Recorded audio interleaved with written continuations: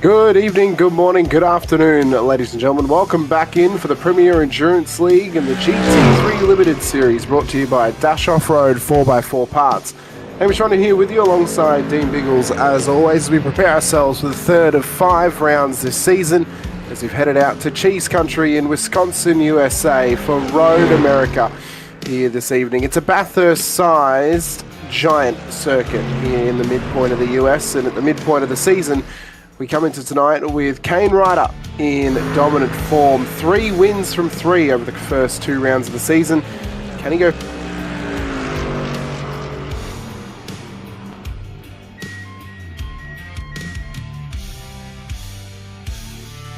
in the US with a lot of history about it? And it's a track that almost feels like 3 tracks in one, and I think that could maybe just trick some of the drivers this evening. But we'll see how it goes with so many cars out on track. It certainly is, Hamish. It's as you said, Cheese State up here in the northwest, as they say, United States of America. I've lived in next state in Minnesota. Never visited this track in person, but certainly been here many times in the virtual world. And it's a tricky track, high-flowing, and lots of entertainment. And thank you, everybody, for tuning in here this evening, because there will be entertainment tonight, because we're back, of course. It's been a month break, but it is certainly into the round. And showing the calendar schedule real quick there before we go to the grid there, Hamish. We're progressing, my friend. Halfway through. Run through Road America this evening and then head over for the European doubleheader at the end of the season at Circuit de la Sarthe for Le Mans, and then Circuit de Spa-Francorchamps will be the final round come June here in 2026 as well. And the first 2 rounds, if you missed them, both at Mount Panorama, Bathurst and Adelaide last time out as well, a little over a month ago. It has been absolute chaos thus far, Dean, across both those different race formats that we run. The 2-hour race at Mount Panorama, well, that was pure chaos, as Bathurst often is. And then last time out at Adelaide, across the 2 1-hour heats, that was chaos as well. And as I said, Kane Ryder, perfect performances thus far, 3 wins from 3. We'll see if we can get a 4th tonight here at Road America. But I don't think it's going to be as easy as maybe some others do. It's a difficult circuit, as I said. Almost feels like 3 tracks in one. It's got a lot of different driving type about it. And with how the cars would be currently set up, it could offer some good tests for them as the warm-up begins. And we prepare for the next 5 minutes of build-up before race start here tonight out at Road America as well. But it's always fun we get to come here, Dean. I mean, it's a great circuit, offers great racing, a lot of passing opportunities as well. And as I said, I think it's a sneaky favourite for some drivers out there. They may not think it, or they may not know it, but you have a feeling when you finish a race here, you're always in for a good time, and I think that's going to be on offer tonight for these drivers. I think you're absolutely right, my friend. As we get the warm-up session underway, we'll follow our first driver out of the gates pretty quickly, Jesse Butler, for the HTS racing team. He's going to be on his out lap coming out of pit lane. And Hamish, of course, because with your experience, mate, the voice of Australia behind the microphone, and also you've gone out there and done a couple laps yourself. You can take us on a hot lap guide very soon here at Road Atlanta for our warm-up session.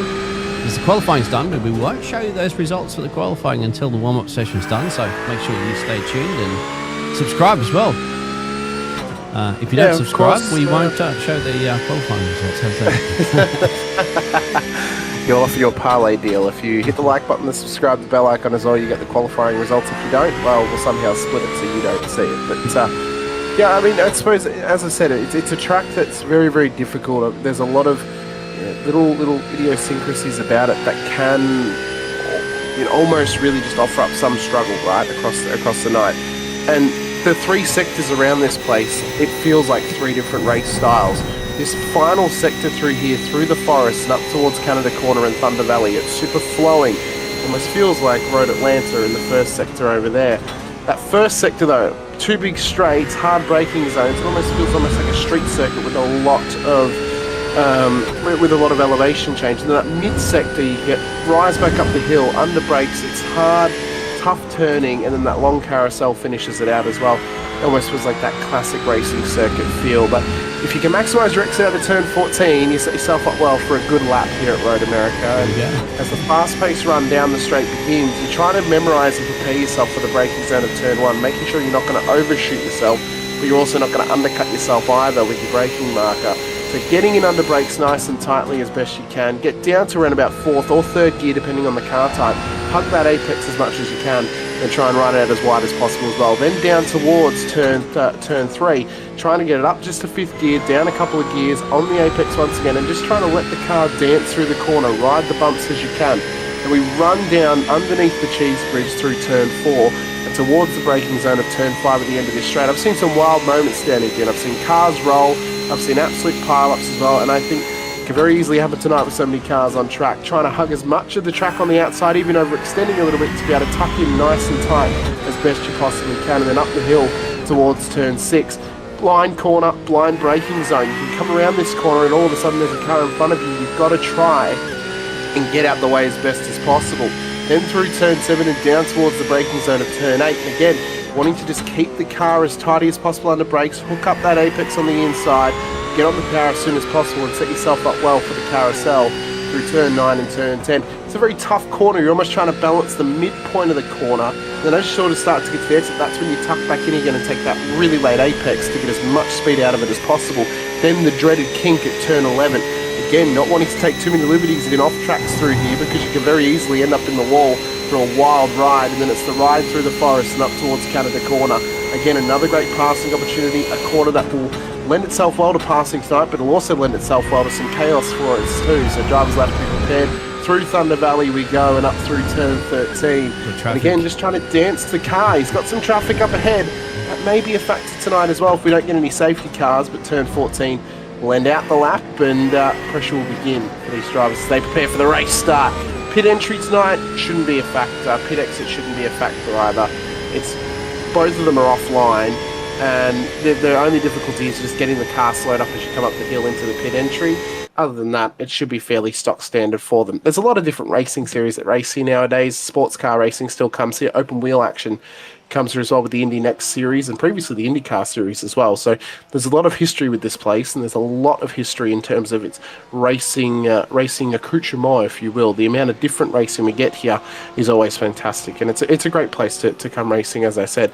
Super exciting stuff tonight. Really, really looking forward to it. So yeah, I'm excited, Dean. It's going to be a great night. And thank you for the hot lap. That was great. And thank you, Jesse, as well too, for riding shotgun during that one. And Jesse basically took you in a way to put a pretty good lap in. And Jesse's lap, of course, was about third fastest in just a warm-up session. So there's your weather conditions as well, Tim, my friend. It's dry. And that will be it for our quick warm-up session. And the Hamish's guide around Road America, my friend.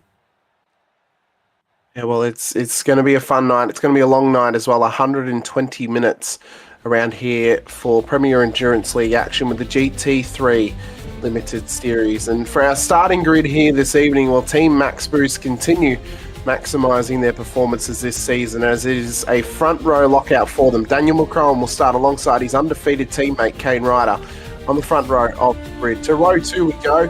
There's One Performance Racing's John Trott alongside Matt Webber on the second row of the grid. The top 6 we then find Rue Koistra and Greg Barber in behind them. Ed Adcock and Jesse Butler will then make up our 4th row here tonight. The 5th row finds the pole sitter for the Challenger class of Ben Wilkes, starting at a P9 alongside Stephen Tonkum for JWM Sim Sports. Just outside the top 10, we'll also find ourselves with Sean Benici and Brock Kadai for the top 12. And in behind those guys, we then find Kurt Chapman and Scott Rankin for the top 14. What can Rankin do tonight? Only time will tell. Row 8 we find Alfonso Latella with Nathan Hodges for the top 16. Into row 9, make up the top 18 cars, we find Thorne Weggett and Benjamin Brook for the top 18. For the top 20 in the 10th row, it's Brendan Purcell alongside Alex Tzikis. To row 11 we find Martin Hallinan and Travis Azzopardi as well. For the top 24, it's Daniel Piper and Jake DeBetta alongside each other. The top 26 cars on the grid will find ourselves with Luke Capozza and Wade Reynolds as well for the 13th row of the grid. Row 14 will find Andrew Neal and James Mason for the top 28 cars. Row 15 and the top 30 is made up by Luke King and Chris Ruddle here tonight as well. Row 16 behind them, it'll be Ben Gorringe and Pete Baxter starting for the top 32 cars tonight. Row 17 goes to John Akers and Matthew Carrick and All Riot, 17th row of the grid. Row 18 we find Greg Heaney and Nick Clydesdale for the top 36 cars. To the top 38 we then find Brad Coates and Christian Wells for the 19th row of the grid. 20th row here tonight is Dale Atkins and Martin Lofthouse making up the top 40. And we've still got 9 cars to go. Tristan McLaren and Jesse McMenamin make up the top 42. To row 22, we find Ryan Bell and Michael Cullen. For the top 45, top 45, it'll be Stefan Mellis and Scott Barton, then the safety car driver. With some other cars who are racing in tonight, Milan Payrak and Matt Schmidtke in behind them, as well to Brent Tucker and Daniel Fritz further back as well. And in behind these guys lining up is our safety car driver, Tim Lawson. So Tim and Scott Barton will be in race control this evening, and they will be preparing themselves for 2 hours of what could be pure chaos here at Road America. Ultimately, the biggest test tonight, Dean, is surviving the first 5 laps of this race. If drivers can survive those first 5 laps, the crucial first sort of 10 to 15 minutes, and they can find themselves in a solid position going forward throughout the race. But that is the most likely time that you're going to make a mistake or get caught up in somebody else's when the whole field's so closely packed together, especially with 49 cars signed up tonight. 47, though, are on the starting grid. 2 of them don't appear to be starting the race, at least on the rolling start. They may be starting from pit lane, I'm unsure, though. So, but at minimum, we're going to get 47 cars in Road America. It could be very, very chaotic out there, and we may be thrown into the deep end very quickly. We promise you more entertainment than the Formula One calendar currently at the moment, because we have a break there halfway through the season, as you can mention, and we head over to El Parense for Le Mans, and of course we'll stay in Europe and head over to Belgium for Spa for the final couple of rounds. So it's crunch time in the limited class here, the Premier Endurance Racing Series. So drivers here tonight, remember, in a endurance race, my friend, you cannot win it on the first couple of laps. Got to survive the grueling 2 hours of road land. You do indeed, and interestingly enough, the Challenger class leader in the championship, Pete Baxter, starting down the order tonight, back in P32. He leads that championship at the moment to Cobalt Racing's Ben Wilkes, who's on the other end of the spectrum, starting in pole position in and amongst the top 10 as well. So for Pete, he's going to have a bit of work to do tonight, starting so far back and in the firing line. The good thing for him is he had some race practice here a few weeks ago in the V8 Veterans Series. Slightly different car type, of course, going from a Camaro to a Porsche 992, but still he's got a little bit of track acclimatization with him. That may help him throughout the night here across the next 2 hours as well. But pressure's on them to maximise on the opening laps here at Road America this evening. Daniel McCrowan will start pole position on board his Corvette GT3 car. His teammate alongside in the Lamborghini, Kane Ryder, undefeated this season. Can he go 4 from 4? Time will tell, and we'll find out in roughly 1 hour, or roughly 120 minutes time. 2 hours will go on the clock, counter will reset, and lap 1 will get set to begin here this evening as Team Max Boost Green's out. Green gets flag. to Green Flag Racing Premier Endurance League back underway once again with the GT3 Limited Series. Dash Off-Road bringing us all the action this season, and it's a great start for McCrowan, but we can see that Trott's already making moves on Kane Ryder up the inside. Goes up into P2 already before the exit of the first corner. And for Weber, Barber, Koistra, they've got to try and perform this evening if they want to take up some freebies early on. But this is the best time to get a free pass made, Dean. Cars are close together, and you may get one here handed to you if a mistake is made so early in the race. Yeah, you got to risk it for the biscuit, but you don't want to risk it too much, because if you get in a tangle, you're at the back of the field, because you got to remember there's a stacked grid here tonight, and that means you go from the penthouse to the outhouse pretty quickly. But there it is, Dan the man in the lead there. John up that one position, getting it on Kane Ryder. A little bit of off-track moments at the background, but so far so good. Picture-in-picture action. There it is, you caught it. Yep, Luke Capozza has gone round down at turn 5, so the 4 entries off the road, multiple cars taking evasive action. I think someone's also lost their front end down there, Dean. I'm unsure who, but Capozza's gone straight to the back of the field now, down 22 positions in this race, and he'll have a lot of work to do to pick this thing up. But that's how early and how quickly things can change in this field, and you've got to be careful, and you've got to make sure that you hit every marker to perfection if you want to win here tonight. Oh, John's big off. moment. John Trott, who had the early run into P2 tonight, is off the road just before the kink on the exit of the carousel. That is a huge heartbreak for One Performance Racing so early in this race. Luckily for him, still 2 hours on the clock. I'm sure we'll get a safety car That's a lot of work to do now to try and get back into this thing. Yeah, exactly. He's once again, that's what we said, isn't it? You can win or lose a race on the first lap.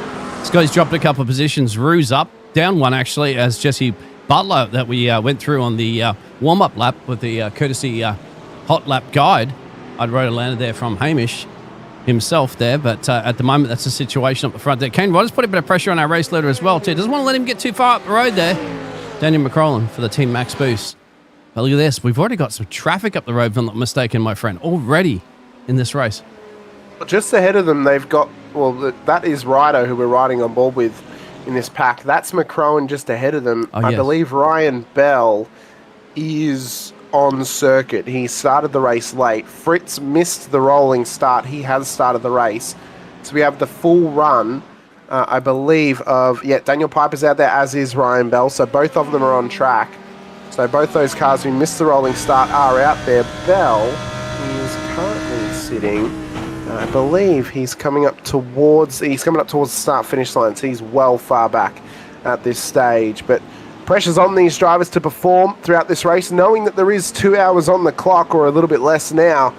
But pressure's on for these guys to make up some free positions. Strategy's going to be fairly key tonight, and I think safety cars may have a part to play as well, but it's whether we can survive the first 10 minutes without seeing an appearance from the Soot Speed Gloves safety car here this evening. Wow, leave the key, let it kicked off already, my friend. You're right on that one. Easy to make a mistake right now early. Tyres are just getting up the temperatures. Drivers are getting used to the situation as the track conditions are from the practice session and the qualifying session. So that's the situation. But the front three, you can see in your picture, starting to pull away there from Greg Barber a little bit, from Jesse Butler. But further back where Brock, Scott Rankin, Ben Wilkinson, this is where you're going to see a little bit of action, my friend. And we're looking around that ninth position. We are indeed, as they fight their way towards the braking zone of Canada Corner once again and putting pressure on themselves. Shares in the chat with us tonight asking how many pit stops. I'm not 100% sure, to be honest with you, Share. We don't have the information on the fuel. One thing we will be able to do is, though, we'll be able to do the quick maths when the first stops happen. That'll give us an idea of how far they can run, and then based upon that, we can figure out how many pit stops they're going to be. So we'll wait until we get the first pit stop of the evening. We'll be able to do the quick maths and figure out how many times these cars will need to stop. I would say, Dean, I would hazard a guess, we're going to be probably needing 3 pit stops tonight. I would say at a bare minimum to get home, because we normally last about half an hour with the tanks of fuel these cars hold. All right, there you go. You called it, my friend. About 3, but let us know in the chat there. We've got engineers and spotters and friends and family and stuff like that that will be following particular drivers and may be able to give us a little bit of an insider information, but I wouldn't take it away from Hamish, who kind of knows his stuff at the end of the day. Well, at the end of the day, too, we have to find out the drivers when they elect to get in the pit road. Good challenge for P2 at the moment there with Matt Webber. And Matt Webber's showing some great pace tonight, Dean. I mean, he's a phenomenal pace this evening. I mean, he's done well in qualifying. I'm not surprised at all that Greg Barber's up here as well. What I'm surprised by, actually, is the fact that Ryder is not up with his teammate McCrowan. The fact that McCrowan's been able to run ahead of him and just sneak away into P1. I know we haven't been here for around about a month and a half, but the fact that McCrowan is so much faster than his teammate makes me believe that it might not be Ryder's night, it might be McCrowan's night so early in this race, but we know with so much time on the clock, anything can happen. Either of them can make a mistake and they could get screwed one way or the other, who knows. Absolutely right, my friend. Absolutely right. Friends are there to help you. Friends can also be a little bit of an inter-challenge. There's a replay in the bottom pictures. You can see the picture presented by Hamish there. What's happened down there, my friend? Yeah, Greg Heaney's been off the road down here at turn 1, lost the rear end in the Lamborghini, and it's just a classic case of mid-engine madness. Backs it into the wall. I think he's put a fair bit of damage on that car. He's come back on the road and then he's towed back to pit lane. I don't know if he requested the tow or not, but that's an early incident for him tonight to end up in the wall, and a real shame for him as well. There it is, yeah. 65% fuel limit. I always say, my friend, I'm going to say 3 stops at 65% fuel limit. That's going to be 3 stops. All right, 3 stops. You called it early. Fastest lap at the moment is our race leader. He's done a 2:02.88 on his dial. He wants to get away, and he's got a nice little 2.7 gap over this man that we're riding on board with. He's got maximum boost. Problem is, he needs more of a maximum boost because Matt Webber's in his tailpipe pretty quickly. We'll have to see if we can maybe get some Formula E fan action happening here, where we get the fans to vote to give a little boost to some of the cars, maybe. Yeah, wouldn't mind that. But Let's be a fun way if we could talk to actually the powers do that be here at the Premier Endurance Racing Series We'll and say, see. fan boost. But what we can see already is it's great pressure being applied from a lot of these drivers. And I think one of the major pressures of Road America is it's deceivingly tough and it's deceivingly tiring. Because of the different elevation changes, the hard braking zones, the heavy loads on the cars through the corners as well, the cars get put underneath such a pressure throughout the race that you begin to feel that pressure throughout it as well. And the fact that we're racing for 2 hours, it's not going to be an easy 2 hours. It's going to be a very difficult and sweaty 2 hours, as we've had a moment with Martin Hallonen and I think Alfonso Latea, that is actually off the road down there. He's dropping down the order after ending up off the track. We can see the images on the bottom screen, but yeah, it's early days. We're obviously seeing some drivers being knocked off here, Dean, and I can't say I'm not surprised. It's often a case here out at Road America. He's had Alex Tzika's with him. We've had another moment there. Is that Greg Barber or Matty? It's Matty. Matt Webber. Matt Webber off the road, so multiple incidents happening here, and Matt Webber is dropping bulk positions right now, being stuck in the middle of the forest, and that was the point I made with the kink, Dean. It's such a tough corner to get right. It's so easy to get caught out with the grass and the rear tyres, and Matty, unfortunately, has become the first victim of it here this evening. And this is what I'm saying, mate. This is literally penthouse from the outhouse, because you're right up there running inside the top 10. And he can't go anywhere. He has to let the rest of the field through. It's frustrating. All you hear is zoom, zoom, zoom, zoom, zoom. That's a position every time. He's going to have to gather himself. He has. And then get back into it. But it's just punishing. The one thing I could encourage Matty is to remind him that there's still 1 hour and 51 minutes remaining in this race. That's right, plenty of time and plenty of opportunity for safety cars to get out there as well. Brock Kadai sets the fastest lap of the race, just snipping it away from Daniel McCrowan, who set it a little bit prior to him. It was a 202.84 from McCrowan. 202.72 though from Kadai. He's got great pace in that Mustang here this evening. He's currently chasing down Steve Tonkin and Rue Koistra just up the road from him as well. But great pace here tonight for Brock. We'll see if he can maximise on that pace and get a solid result out of tonight's race as well. There's becoming a little bit of separation now for some cars on the road. This is the nature of Road America. You will get these battle packs that separate of 2, 3 or even 4 cars out there, and they fight tooth and nail, and inevitably this is a track that will filter drivers into their position based on their true pace. It's one of the rare tracks out there where you can't really hold on for too long in a position that might be much higher than what your pace would actually sit in comparison to the rest of the field. We will inevitably get packs of cars with drivers' margins so close in terms of their pace that we're just going to get multiple battles happening all at once, and we're not going to know where to look. And that's the great thing about this place, and it's going to be one of the great things about tonight's racing as well. So that front pack of cars are all separated out just a little bit now, roughly a second and a bit for each car. Closest battle inside the top 10 is this one between Rue Koistra, Steve Tonkin and Brock Kadai at this stage. At the moment, Ben Wilkes leads for the Challenger class, with Daniel McCrowan leading the overall and the Elite class at this stage as well. Closest battle on track in terms of length of train is back here with Jake Tabetta, Luke King and all the cars behind him, and it's such a long train. I mean, these guys are hungry for positions early here, Dean, and they want to try and make them up as quickly as possible as the 10-minute marker has been set here to start out this race. Look at that battle. You can see, hey, Hamish, that's the great thing we have here on the Premier Endurance Racing Series, is that we have action in picture-in-picture. We have to, because we have to cover 49 brave souls out there. No further action for car 29 Nana Brad Coates on lap 3, so unsafe re-entry. The gods there, power it be for the race control, have said no further action, so race on. Oh, and then we have a 25-second penalty there for car 49. Yeah, Alex Tzika. So that was for the contact that we saw in the replay up at turn 6. So he's been found at fault for the contact with Alfonso Latea of ARTT Revolution E-Racing as well. But this pack back here is getting nice and tight now. Dean, so many cars involved in this one. I mean, King, DeBetta, Akers, Ruddle, Carrig and Gorringe in behind them. And then you've got the likes of Pete Baxter, the Challenger class championship leader at this stage, trying to chase them down as well. Wade Reynolds on his tail. So there's a lot of different characters and a lot of different drivers in amongst this pack. And look at how tight it's getting back here. This is all for P34. It's not even for a top 10 finish. Contact's made though. Tristan McLaren's been knocked off the road with a bit of a door. He's up 5 positions thus far in this race, and he gets passed up on the exit by John Trott, who is on the rebound at the moment, down 33 positions after that incident up at the carousel earlier here tonight. He's got work to be done to get this car forward here this evening, and he's making good gains though. He's back up to P36, but still many positions to go to get up to where he wants to be.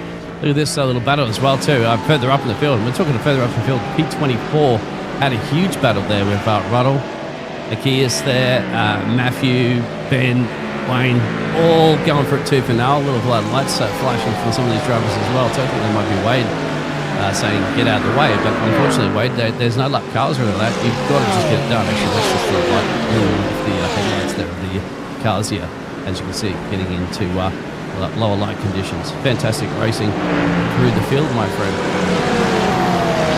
Absolutely fantastic racing, as we said, and one that, you know, we were excited to come into this evening. Local time at the moment in sim is 4:17 p.m. here this evening, so we actually could be in for a sundown race here tonight, team. We may get to the point where we get to the end of the race and the sun's coming down come the end of it as well, so that'll be one to keep an eye out for. Weather radar looks super clear at the moment. It's a little bit cloudy in the skies, but there's no rain on the way.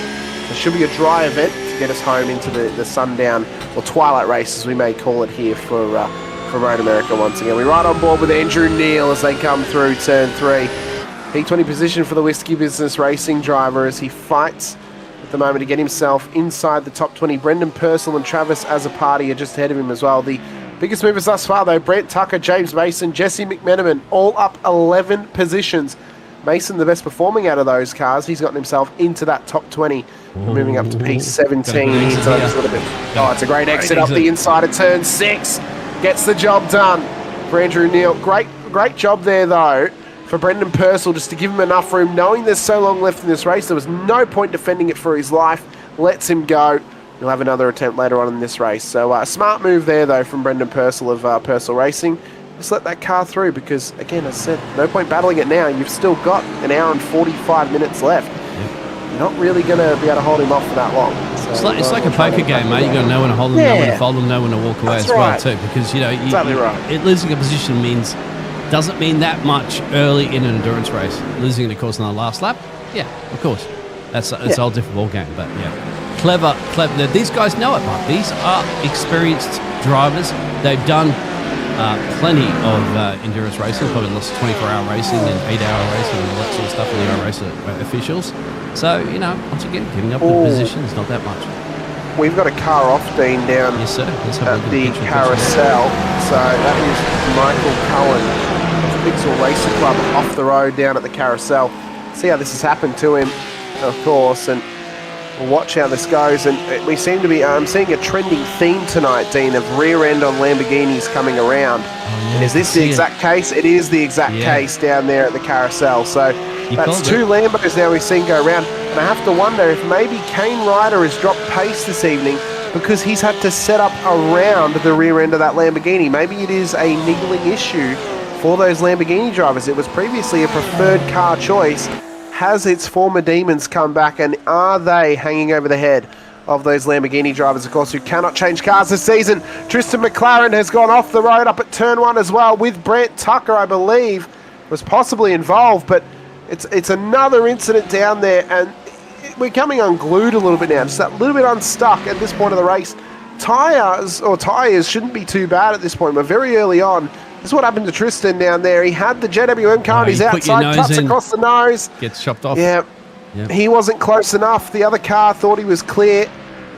And very easily it can happen out there as well. And I think that might have been Martin Lofthouse who was involved. It was, so I apologise. It was not Brent Tucker, but it was Martin Lofthouse who was the other car involved in that one. But yeah, just a lot of getting unstuck tonight for these drivers. And they've just got to try and ease themselves into it. And I think ultimately, Dean, the ones that are going to come out trumps tonight, they're the ones who are just going to be having the greatest survival rate, the greatest survival factor. Exactly. And staying out of trouble. That's going to be the key tonight. 100%, mate. 100%. Like, you know, if you're going to lose a position, to gain a position to take that risk and you know, and basically put yourself in a situation where you're going to go off track there you'll lose a lot more than you'll actually gain that one position. So then again, you know, just the racing drivers, like, you know, they go back to the old Ayrton Senna saying, you know, if gap car.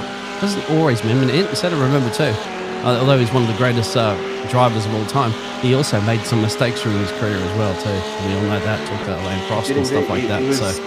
He was never perfect every single race day, but yeah, I think it's a lot of controlled chaos and trying to decide when you want to go for a move, when you want to try and make that key overtake throughout the race. And I think just being patient is going to be one of those key factors. Once again, it's a word that I try and rally whenever I watch racing. Tell a driver to be patient. I know, it never happens. I mean, you can see it sometimes, but yeah, patience is going to be a great virtue for these drivers this evening, and that's going to be one that I think is going to be a key major factor to victory or to getting the result that you want out of these cars. For Ben Wilkes, I mean, he's had a great qualifying. He's up and inside the top 10 at the moment, leading that Challenger class, of course.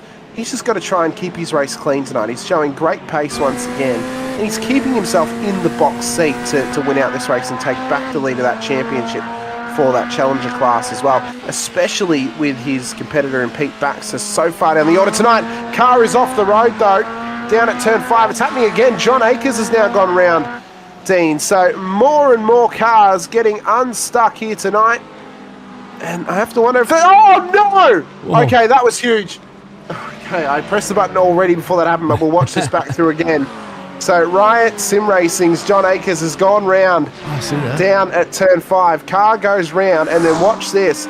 So Daniel Fritz is about to be a sitting duck. He comes through 5. I think John thinks he's clear after the Lamborghini. He goes to go back, and is straight into the front of him. In a massive moment down there at 5. Both cars have been caught out by that, and the heart has to go to Fritzy because he was a sitting duck in that moment. He had nowhere to go, and Akers is parked up on the side of the road. Have to wonder if he may be requesting a tow and we may be seeing a safety car. Yeah, possibly, and there'll be definitely a bit penalty just shout for that one. Unsafe rejoin. We saw that clear as a day. Yep. So these drivers are battling at the moment for position. I wonder if they're expecting. There's Brock en route, slicing it down into turn 1, and that would be job done there for Brock, up 6 places at the moment too. And Jesse Butler's under a bit of pressure there from Edward as well in the battle for P4, P5. You can keep an eye out on the radio to see whether or not they're going to bring that. We got drums coming to pit lane. Are they expecting? Yeah, we're getting it. We're getting the safety car. Scott Barton has hopped on board the Aston Martin safety car, and it is now exiting pit lane. So he will look to pick up the race leader. This is a great time for Reynolds, Trott, Carrig, and others to come in towards pit lane, because they've had the free chance here of coming in straight away before the safety car's even out on track. It's going to pay massive dividends for these guys because they won't get trapped behind the safety car, because he's going to wait for the race leader to come up and around him before he actually exits the lane. So this is going to be a huge benefit for those drivers who have just come down pit road. So unbelievable stuff. See that happening from them, and I'm just going to assume we're going to see Daniel McCrone come straight into pit lane. Yeah, you've got to. But this is the lifeline. This is the lifeline the likes of John Trott needed, because after losing those 33 positions, he's now able to rejoin the circuit, come out in behind these guys, and Wade Reynolds is going to be the leader of this pack. But they're able to go full noise because they've got no safety car near them, and when those cars come out of pit road, who have to come in a moment's notice, they're going to be trapped as they look to exit pit road. So we may see some movements here, Dean, of cars being able to gain something You've been called out for the commentator's curse there, Hamish, in the chat. I don't believe in the commentator's curse. So don't say that to Hamish. He doesn't believe in it, but they're coming in. Dan the man's coming in, the leader. I think you're right, mate. They have to. I mean, they have to. It's a free stop. You're getting a free pit stop. If you're not taking a pit stop now, you are only hurting yourself at this stage. So pit lane's going to light up with what we would assume is going to be every single car inside of the top 30. Every car outside the top 30, they've already been through pit lane on this run through, except for Greg Heaney, who is out on track at the moment, but we would expect him in to take a stop here. So we keep an eye on Wade Reynolds to see where he's going to end up, because he was the first car into pit lane when the safety car was called, as Milan Payrak has gone round on the exit of the Speedville carousel, and here comes Wade Reynolds. So Payrak's made a massive mistake here on his own, and Reynolds is not allowed to go past him. So for Payrak, he's just got to try and get a move on, and Reynolds has got to hope that he pushes this car along. That could have been a horrendous moment down there, Dean, if they had mistimed that. But cars are in and out of pit lane. McCrowan's out. Barber has jumped Ryder up to P2. Kadai in P4 as well. Wilkes still holds on to that Challenger class lead at this stage. A lot of cars are exiting pit lane, and, well, actually, because they were able to do a full lap at full noise, this may have actually gone the other way, Dean. Because those cars who had remained out on track went at full noise for that lap, they've actually gained some time on these cars now, but Reynolds is coming back in, maybe to get himself an extra lap of fuel, possibly. Yeah. Or, no, he doesn't have a penalty, so it's not for that. But Nick Clydesdale has come out of pit lane. He's got a black flag. Yep. A drive-through penalty for Nick Clydesdale. You'd have to assume it'd be for speeding in pit road. It'd have to be, mate. Yeah, that's issued by iRacing, and iRacing don't make mistakes too often, that is.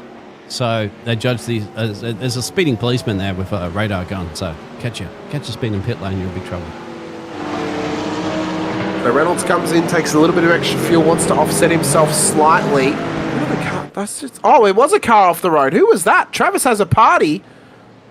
I think has been. Was it Has a Party, or was it? I think it was Ben Brook. Ben Brook was off the road then down at turn 5, under safety car. What has happened to Ben Brook? Yeah, Hamish should probably find that in the replay. We're in live pictures at the moment. If you just tuned in, thank you very much. Make sure you hit the like and subscribe button if you're enjoying on both streaming on YouTube and Facebook. Share the love in this fantastic racing community for the Dash Off-Road Premier Endurance Racing Series. As Hamish finds the replay, we're under a caution period at the moment, a first caution of our 2-hour endurance race. We still have a ton of time remaining in this one, 1 hour and 36 minutes to be correct. But these drivers are taking advantage of this pit stop situation, which will also flip that situation of green flag pit stops later on, Hamish, as to how far they're going to stretch this tank of fuel. You can see they should gain around about a lap or two, because we lose laps because it's a timed race. It's not a lap race tonight, but you do save a little bit of fuel as well when you're underneath the safety car. So it could be about 1 or 2 laps that they actually help themselves here. Ben Brook, this is how it happened for him. So Tsitsikas has gone straight off track out of pit lane, by the way.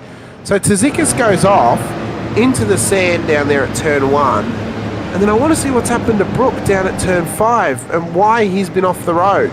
It's a very awkward and weird moment of why this could happen. I don't think it should be coming down to cold tyres, surely. I mean, they're under safety car. There's no reason for this to happen, but apparently he's been off, so we'll keep an eye on this and see what does happen to Ben Brook and why he ended up off the road. This is very, very weird. He just took it too hot. He took it too hot down there and he goes off the track. Yeah, because they're at full speed, right? Because they want to gain this advantage under the caution. Not necessarily full speed, but definitely maybe an 85% speed sort of thing to try and catch up. But yeah, that's it's a very awkward moment for him. And then Alfonso Latea as well has been off the road. He's had a crash apparently, but I think it might have just been him actually catching the train under safety car as well. So yeah, this is very awkward here tonight for some of these drivers. Oh, okay, you overextended a little bit and then parked it, so yeah. Lap cars are allowed to go through, as you can see at the moment. Daniel is leading this race and has led this race for every lap so far. There's a safety car presented by Sud Speed. There it is indeed, once again. As always, provided to us by Sud Speed Gloves as well. I want to give a shout out to, obviously, the series sponsors, of course, Dash Off-Road 4x4 Parts and Accessories Store. You can visit their website, www.dashoffroad.com.au. Sudspeed Gloves as well, our safety car sponsor, our first Sudspeed safety car of the night. Visit them at www.sudspeed.com. And as well to our other sponsor of the Series 2, Kibby Graphics, found over at kibbygraphics.com.au. And Sim Racing in Focus podcast as well, hosted by Packets and Dean. You can find them at any of your favourite podcast outing, whether it's YouTube, iTunes, or Apple Podcasts, or Spotify as well. They are on all. I'll just hit up Hamish or hit up anybody at the Premier Racing Endurance League. They'll help you out as well too. That's your biggest gainers at the moment. There's wave traffic as well through the field there, as you can see. You have to give it to Brock, right? Up 8 into P4 inside that top 10 biggest gainer. A great effort. I mean, great pace tonight already as well. Sits with one of the fastest laps of the whole race, a 202.72. That has now been beaten by Daniel McCrowan, who got a 202.62 on other laps. So, yeah, it's a great performance from Crocodile tonight as well. And he's going to be a contender for a podium here this evening, I'm going to argue. And I think as well as someone's having an incident, I don't know what it was for, though. I think it might just be some safety car shenanigans, possibly. But for Kane Ryder, what we're seeing right now is he's not at the pace he's previously been. He doesn't look comfortable out there, and I think he's having to race around the car tonight. I don't think the car is where he wants it to be. Possibly the setup's not where he wants it to be as well. We've already seen some difficulties for Lamborghini drivers out there tonight, with multiple of them spinning around mid-corner. So that's a struggle for him this evening. It looks like the Mustang of Kadai is on rails, McCrowan's Corvette's on rails as well, and Barber is in the old faithful Porsche, which often at times doesn't normally have too much wrong with it. So it looks to me, Dean, that the big struggle at the moment is Kane Ryder up in P3. Only down one, but I wouldn't be surprised if that car spins around at some point tonight because of the issues those Lamborghinis have been having. Don't you go out there, the commentators curse out there before from Show was mentioning it there, and Bearded Rampage also mentioned. I do not believe in any curse. Bearded Revenge said, didn't that Porsche hit the pit wall on exit there, Hamish? I'm not sure which Porsche he might be talking about. Whether that was Milan Peyrak, I'm not sure. He did? But yeah, I don't know. Hamish will find it. I didn't see one hit the wall. I'll sharp. find it. Yeah. I'll have it. I'll search for it. I'll search through all the laps to figure it out. But we'll look to get ourselves ready for a restart here tonight. Safety car has pulled away from the field. Daniel McCrowan will have control here once again. Started on pole tonight, has led every single lap, has the Team Max Boost Corvette. But now he hasn't got his teammate behind him. He's got One Performance Racing, Greg Barber, in the Porsche in P2 as well. I'm not bringing the Lambo down. I'm just stating that from what we've seen thus far. If I buy one and send it to your house there in your garage, in your front driveway, you'd be like, oh, no, I don't like Lambos. Yeah, I bet you wouldn't say that then. It's just don't want to drive in the Premier Endurance Racing Series. I see. Okay. It just looks like how it's been looking tonight. It looks like they may be struggling. Who knows? But we can see as well, Daniel McCrowan will set himself up here for the restart. Safety car has come into pit lane, and Daniel McCrowan will look to get us underway once again for Team Max Boost. He's at every single lap of this race. We'll look to lead a couple more as we get into the next half an hour of this race. First half an hour has been done, and the next quarter will begin with Green Flag Racing and Ride America. Here tonight, Premier Endurance League. We're back underway as we run down towards turn one at full speed, full noise, full pressure, and moves already trying to be made throughout this field as well.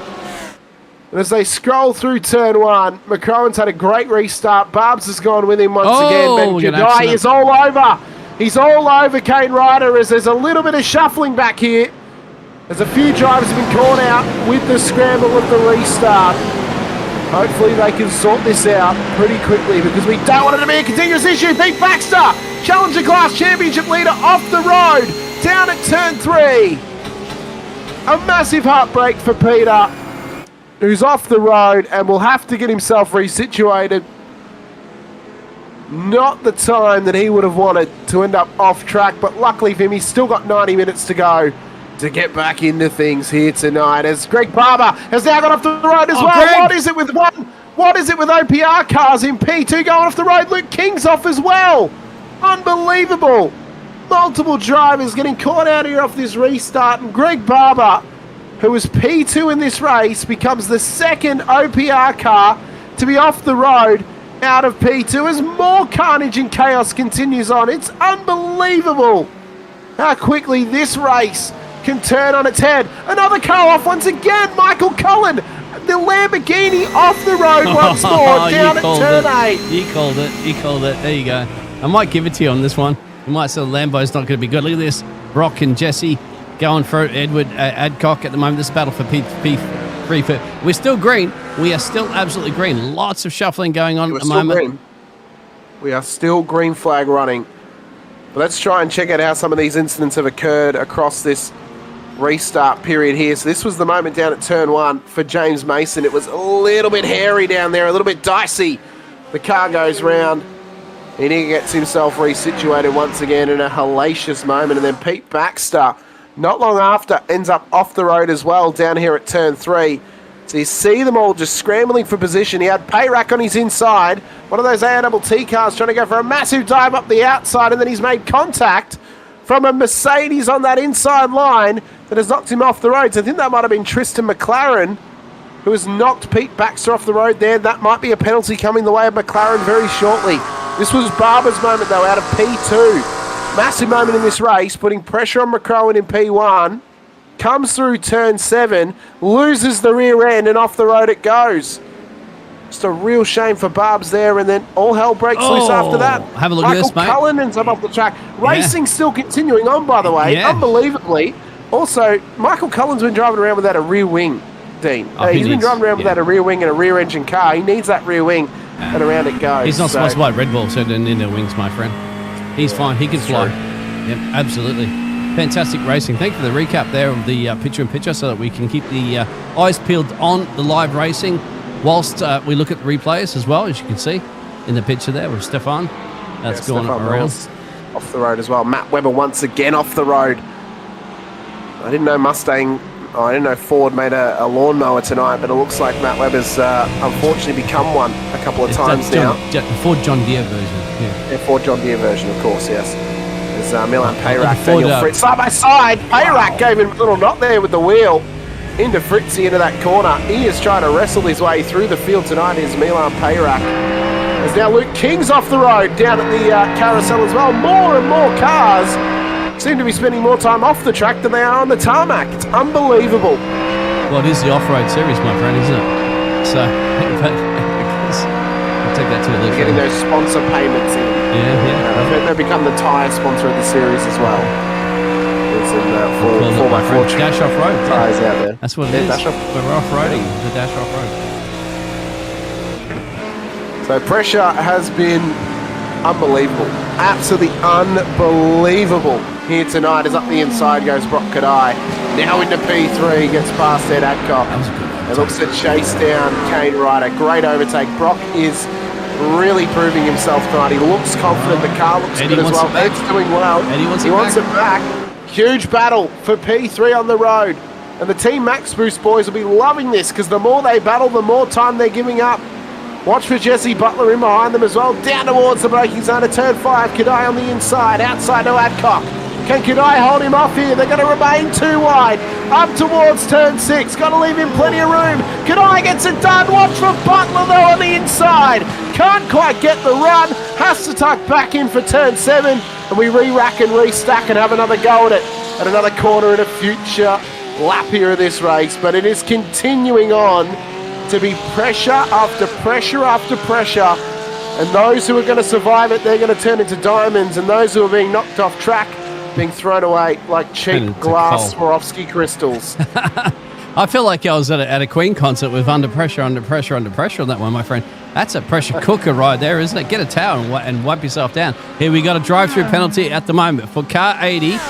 That's Jonathan. Yeah. That'll be for the rejoin. That'll be for the rejoin down at turn 5. Absolutely, we saw that. Undoubtedly. Naughty, naughty, naughty. Sent to the principal's office.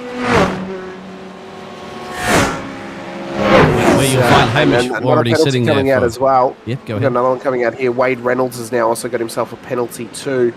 That is a 25-second penalty to Wade Reynolds here tonight. So that's a massive one to Reynolds, and that's not one that he'll be hoping for. I believe that is the biggest time penalty they give out. After that, you are getting a drive-through, so that's a pretty significant one.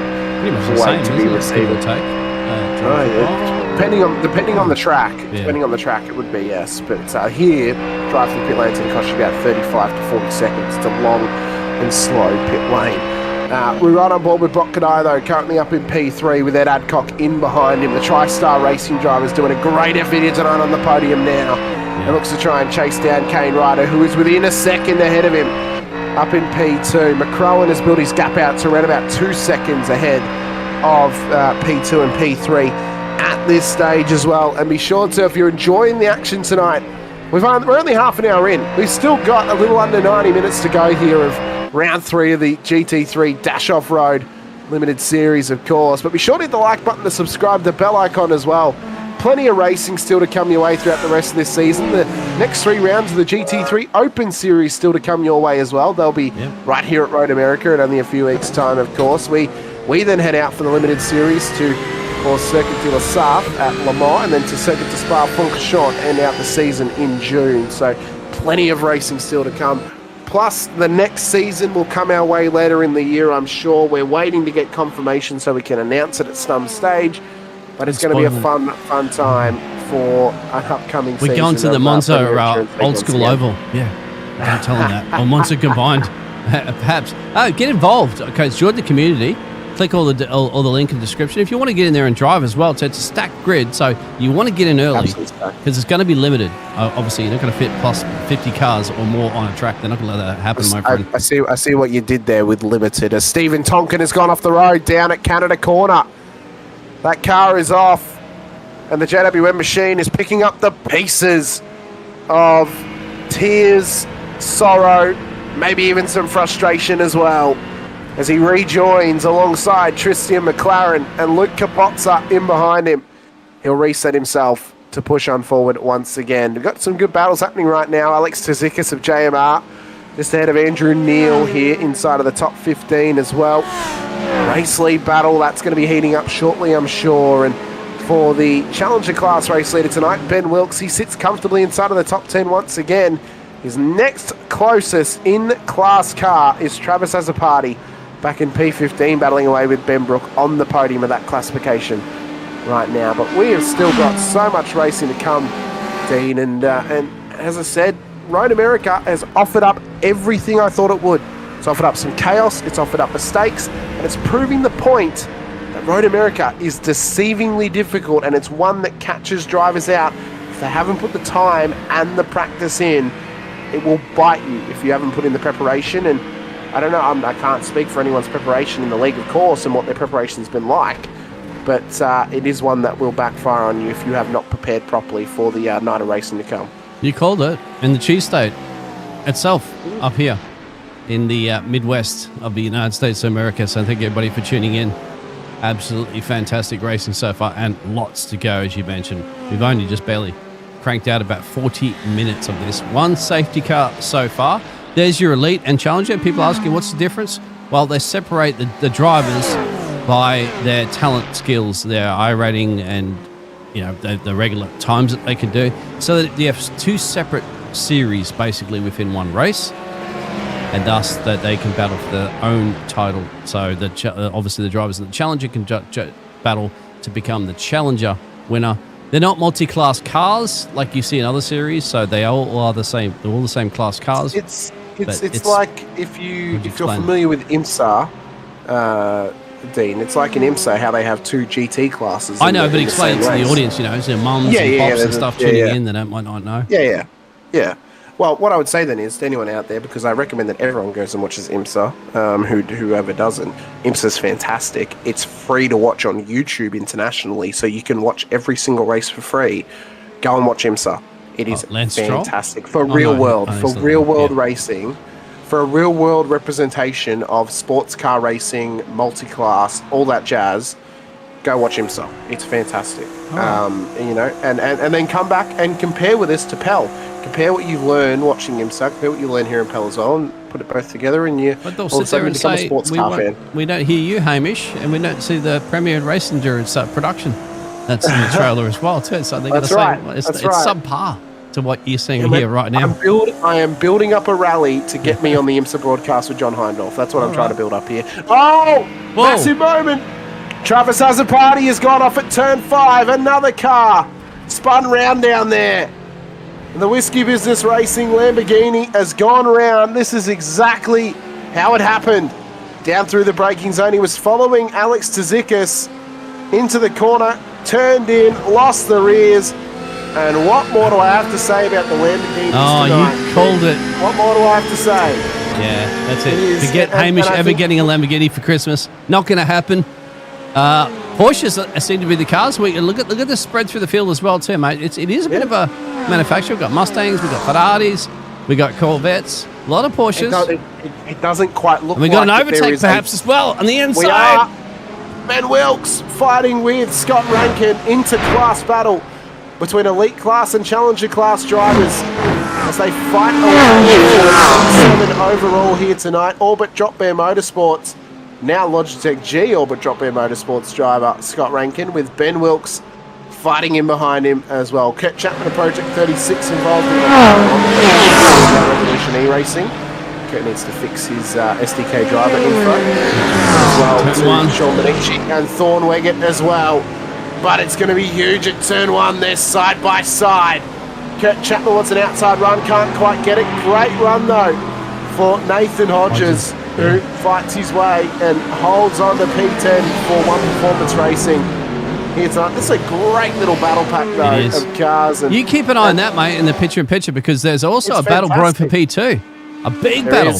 Forget Dan the Man, he's up the road, but Kane Ryder's got to hold off a bunch of family behind him. So Kane's going to be the blocker, essentially, for the Team Max Boost at the moment. He wants to block Brock, there you go, and Edward and Jesse all challenge him down in the battle for P2. The only issue here is for Kane Ryder and Daniel McCrowan. McCrowan's not gaining enough time as Martin Lofthouse has gone off the road for JWM SimSport. Down at turn 3, so another car off the road, another mid-engine madness, and the rear end on that thing looks destroyed as we ride on board with Kane Ryder on the top screen, replay in the bottom for you. This is how it's occurred to the McLaren. He got loose through turn 3, round she goes, and backs the rear end straight into the wall. That won't buff out, mate. That will not buff out. You're in a bit of trouble there. No, it will not. Oh, Nathan Hodges, who was involved in that battle we were speaking about, has had a minor off. Here comes Brock, mate, for an overtake. Behind Sean Medici. Here comes Brock and outside line, down at Canada corner. Can he get the job done? He doesn't. He's held out wide. Watch for Adcock to pick up the pieces. He can't quite get them. And Kadai has to re-rack and have another go at it. I think Eddie's studying this. Could he maybe go from moving to 1? He's been super patient, calculative. We'll see if he wants to go for it, but I think Brock may want to try and go for a dive down at turn 1. If Ed's smart here and he's been planning this, he'll try and park his car alongside Brock Kadai to stop him from going for the move. But I actually think he wants to get the train. He wants to get the toe off on him as they come through turn 1. Kadai now on the outside. Ryder holds on to position. Watch for Adcock though. He wants to go with the Mustang because he knows that Lambo's holding them up. As Ryder covers on the inside of the corner, he kind of parks the car right on the midpoint, and Kadai will be getting frustrated now. He wants this move made. He wants to get past, and the problem is he's getting held up by Kane Ryder because I think Kane knows that he's under pace tonight. It's a strategy. It's a strategy because he's protecting Dan the Man leading this race. It's a strategy. Dan's 3 seconds up the road. Dan's like, thank you very much, teammate. That's what it's all about. Team Max Boost is max boosting the out of this. Oh, they are. They are using this team game to their advantage right now to hold off Brock Kadai and Ed Adcock. And they've got to be careful though, because one of them may get too frustrated, may get a little bit flustered, miss the braking marker, and all of a sudden they're all off the road. But for Ryder, he wants to hold on to this spot. He doesn't need the race win tonight. He's already won 3 races this season. He wants to go on, get his teammate into a race-winning position as we're getting pit stops. Dean, Wade Reynolds, Matthew Carrick have been through pit lane. All right. So we're getting onto the pit stop territory, maybe an early stop, possibly, I'm unsure. Get Ted down there, quickly. Keep an eye on that one. We'll keep an eye on this battle. This was a moment as well between Milan Payrak and we're going to overtake Kane up the inside. Kane still holds that inside line. Kadai can't quite go to the outside. This was the contact down at turn 5, by the way, for Payrak. And I think he may have just tried to cover off a position here, and then contact's been made. I'll try and watch it back once again, but this battle continues for P2. Unbelievable stuff. Oh, it was a mega dive from the Revolution E-Racing car. Made contact. Daylight dollar short on that one. Martin Rundle will be saying that too. Unbelievable racing action here. Thank you very much for the picture-in-picture action. I mean, with 50 essentially drivers in this grid, you got to have some. Hey, you can get F1. Pay attention. We got more cameras than you guys do. Look at this battle still resuming there. So Kane got past Brock. Edward's looking to get past as much as possible. So Team Max Boost are still holding firm. Kane protecting his teammate Dan the Man up the road there by almost 4 seconds. We've had an early pit stop after 1 caution. These guys went down on lap 10. We're on lap 21. It's an endurance race, so laps don't necessarily count that much, but time certainly does. And this is, look at the chain. Look at this. This is a massive train. This is what you see in your pictures. Kane Ryder leading in P2, everybody behind him.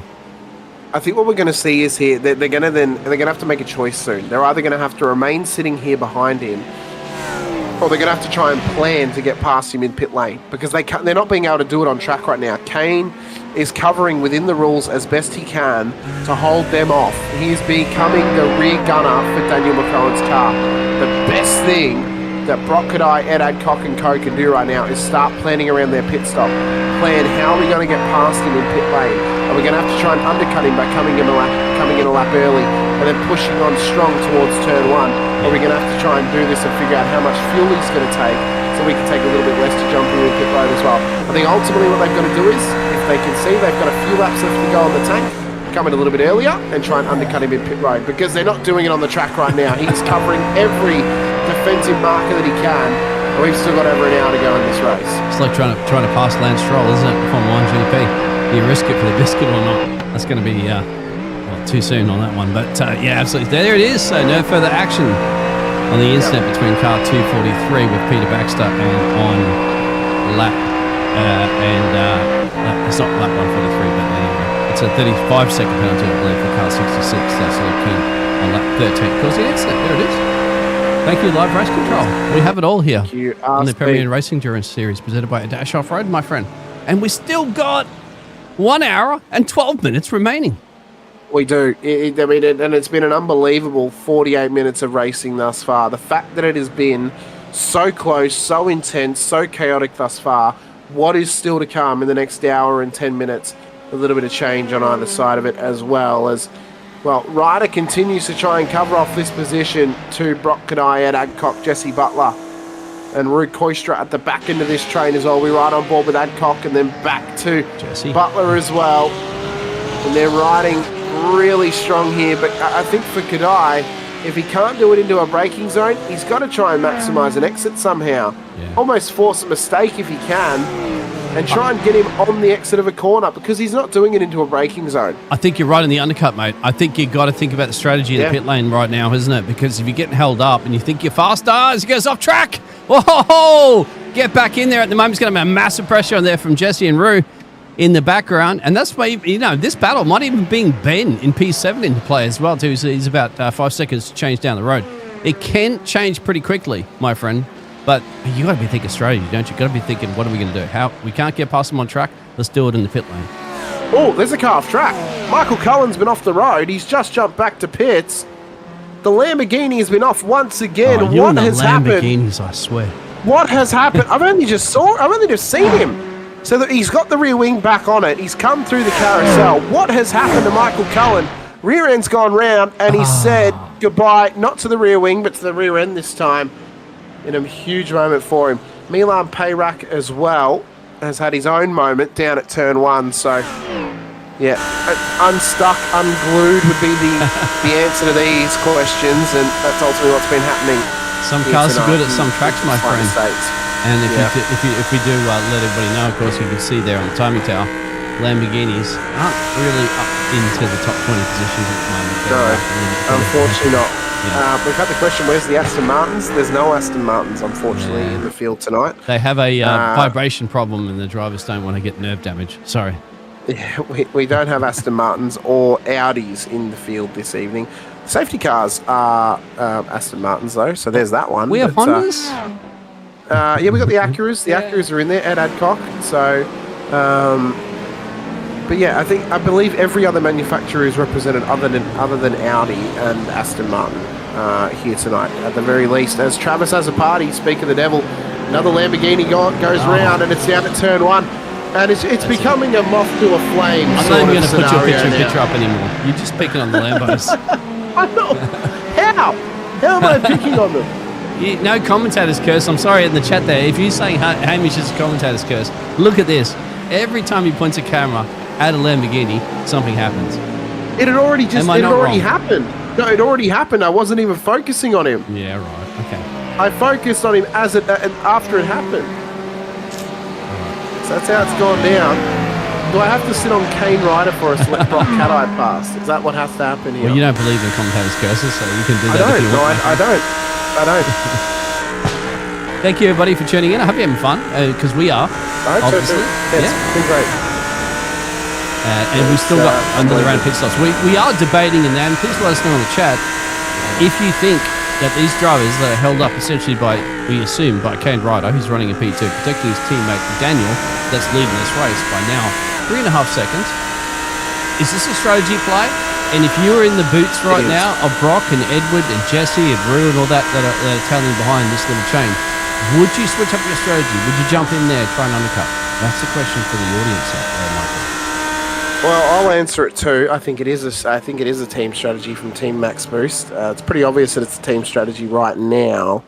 The way that he was defending, how the car was reacting, the fact that he was parking at mid-corner to hold them back.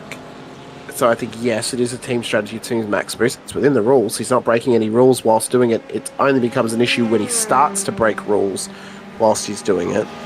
And then the other half of the question I will answer in a moment, as Jake DeBetter and Martin Hallinan in the Mustangs at the top of the hill have gone round. Chris Ruddle, I believe, has been involved in this as well, so it's another moment at turn one. It's becoming one of the hot spots here tonight for incidents, and this is how it's gone down. Could be a track blocker there. There could be a safety car, isn't it? Can they get that thing? It's off the racing line, is that right? Oh, no, it's not. It's in the fence. Oh, no. That's dangerous. Multiple cars have plowed through. That is in a very dangerous position. Yeah, Chris has got to get moving. Have a look at the replay at the moment you see in your picture-in-picture. This is what caused the incident. The better is. I mean, a massive moment. We'll watch it back once again, and we'll give you just a nice view of this. So Jake DeBetter on board with him. Round goes the Mustang in front of him. Tries to avoid, but ends up straight in the wall. And as that happens, the car, he can't even hold brakes because this is the onslaught effect of hitting that wall. Hits the Merc, and then another Merc hits him as well. He's halfway on the track at that point too, isn't it? So you only got like you've got about a metre to the left and a metre to the right at best. So you clip him, that's it. Yep. So, but no safety car. So quickly. No safety car. None of them are parked up. None of them have parked up on the road.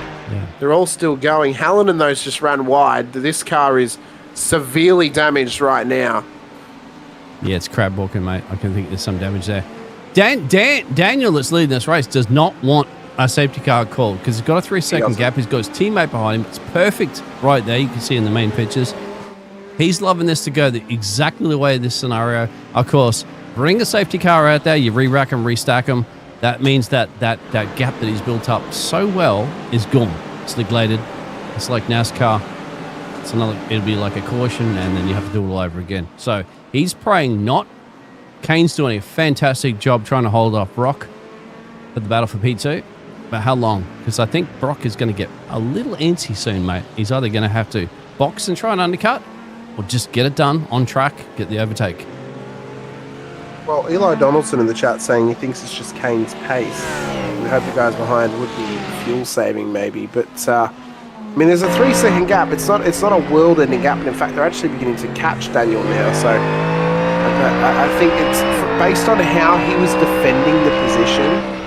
It begs the question: why defend it so hard at this point of the race, unless you are trying to stop him from catching your teammate? That's the caveat to that answer. That I would say is, why would he defend to the inside of every single corner when Brock's trying to get past him so hard? It's still with an hour to go in this race, knowing that he should get another opportunity to get back at him later on, as Greg Heaney is off the road down at turn 5. Yeah, Greg that was running where is Greg running as well too? Just keeping on that. There's a 15-second penalty as well too for Brad Coates for the car 299 on lap 14, causing an incident to the naughty corner from race control, as Brock is still held up there by Kane. The question's out there, and we love it. Please do it. There's a replay coming in the picture-in-picture as well, too, of the incident currently at the moment there with Greg. And I'm not going to say what type of car it is. No, you've done that. I pretty much guarantee you out in the chat. You let us know what the car is. Well, I think we know what the car is, don't we, Hamish? Hamish ain't getting that car for his Christmas present, by the way, too. If he would, he'd probably put it on eBay and sell it tomorrow. Nah, Tristan McLaren's into pit lane now, so we're getting a couple of pit stops here.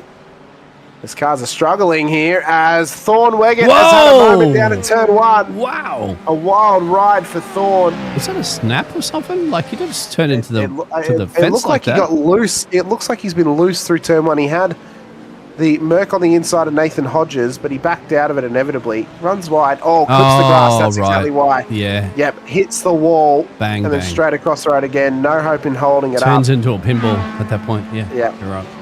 Yep, and off the road has gone Thorn Weggett. And that car, I don't believe, is moving. It is parked up. And we're currently we're on the road here.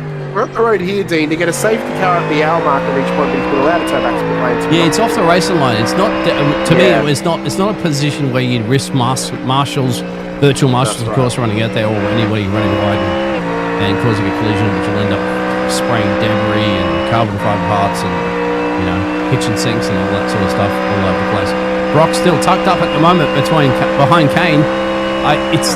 Brock does not seem like he wants to risk it for the biscuit too much to get past.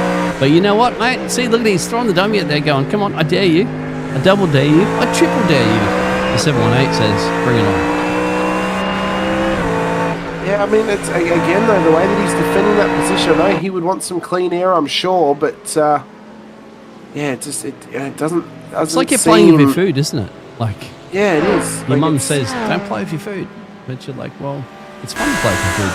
No? Well, Kane has immediately covered that inside line, so Brock Kadai, if he wants to make this move, has to go the long way round down at turn 1. Ed Adcock in behind them as well. He's been stuck in this battle for the last 15 laps behind Kane Ryder. So Brock Kadai has got to try and get this move made as quickly as possible. And look who's the fastest man on the track at the moment. The man that's wanting to get past, blocking everybody, is the fastest man. So it gives breathing space to Dan as well too. Still 3 seconds up the road.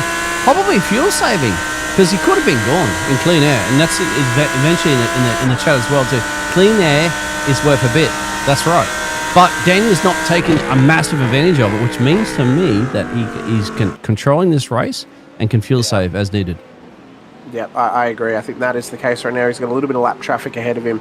He'll have to deal with in a moment's notice. Pete Baxter, Daniel Fritz now into pit lane. And I think if this is now the earliest point these guys are pitting to get home with one more stop here tonight, I think if you're Brock Kadai or Ed Adcock, you're into pit lane this lap.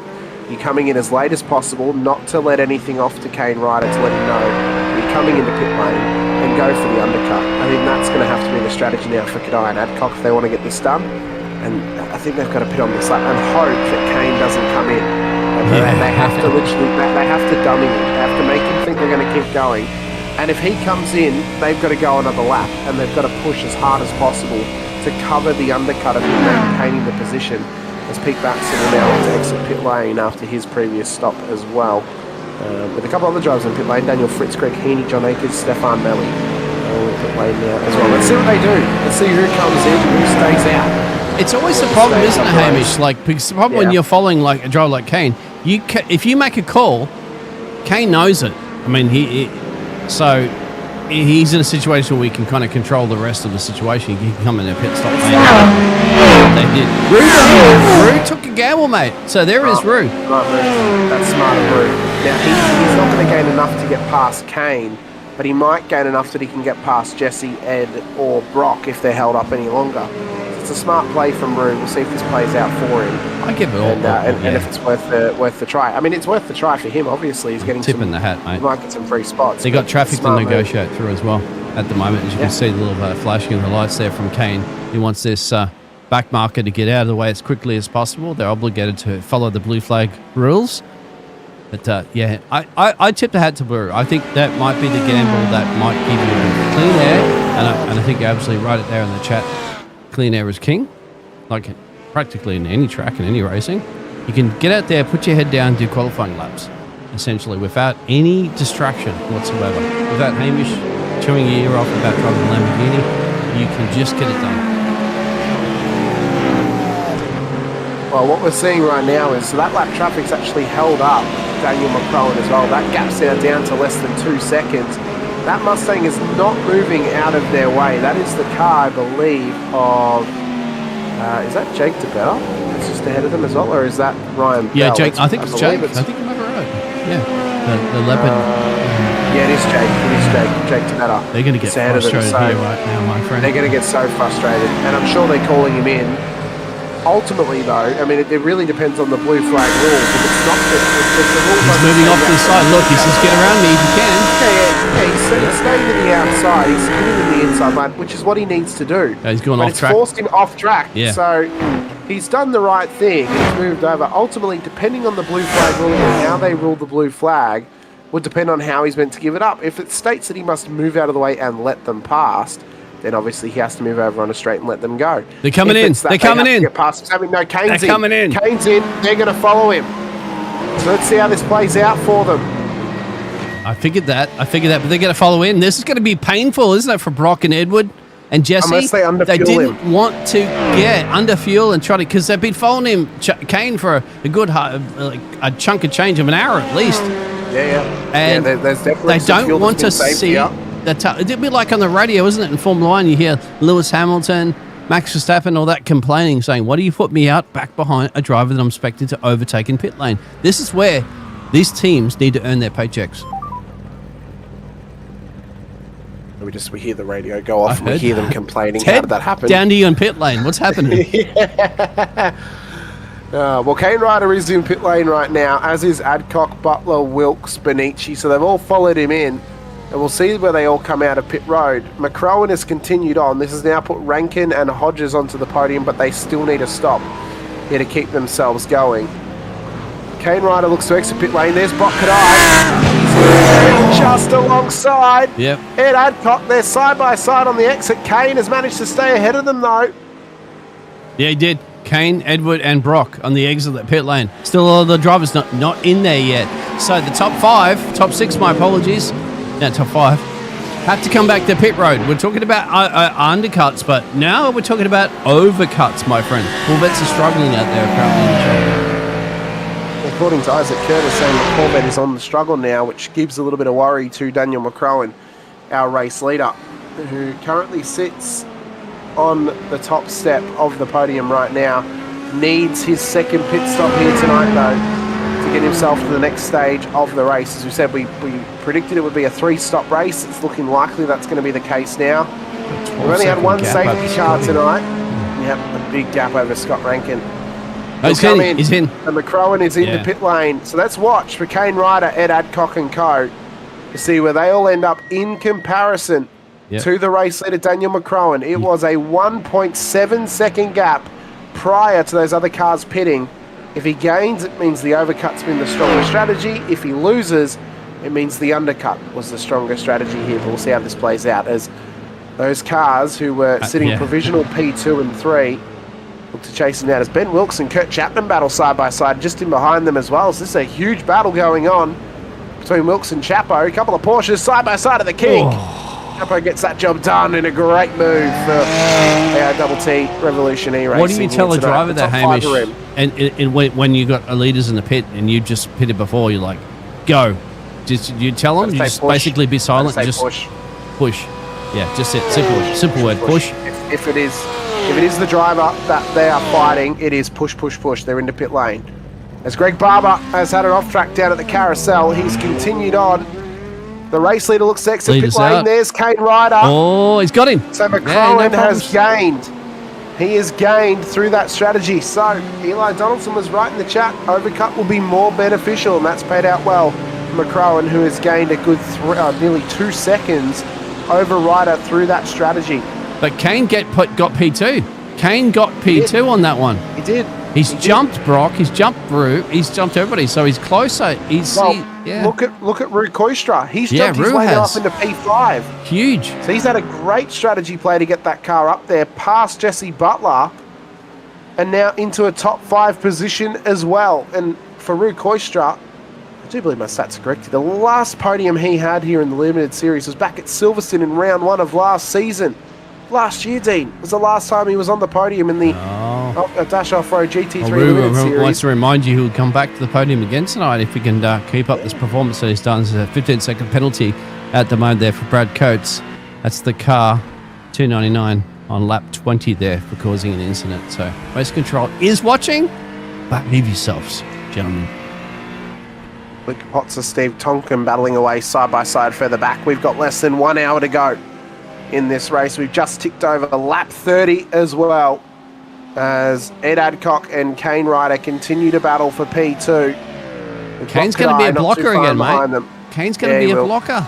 And this is going to, as he can.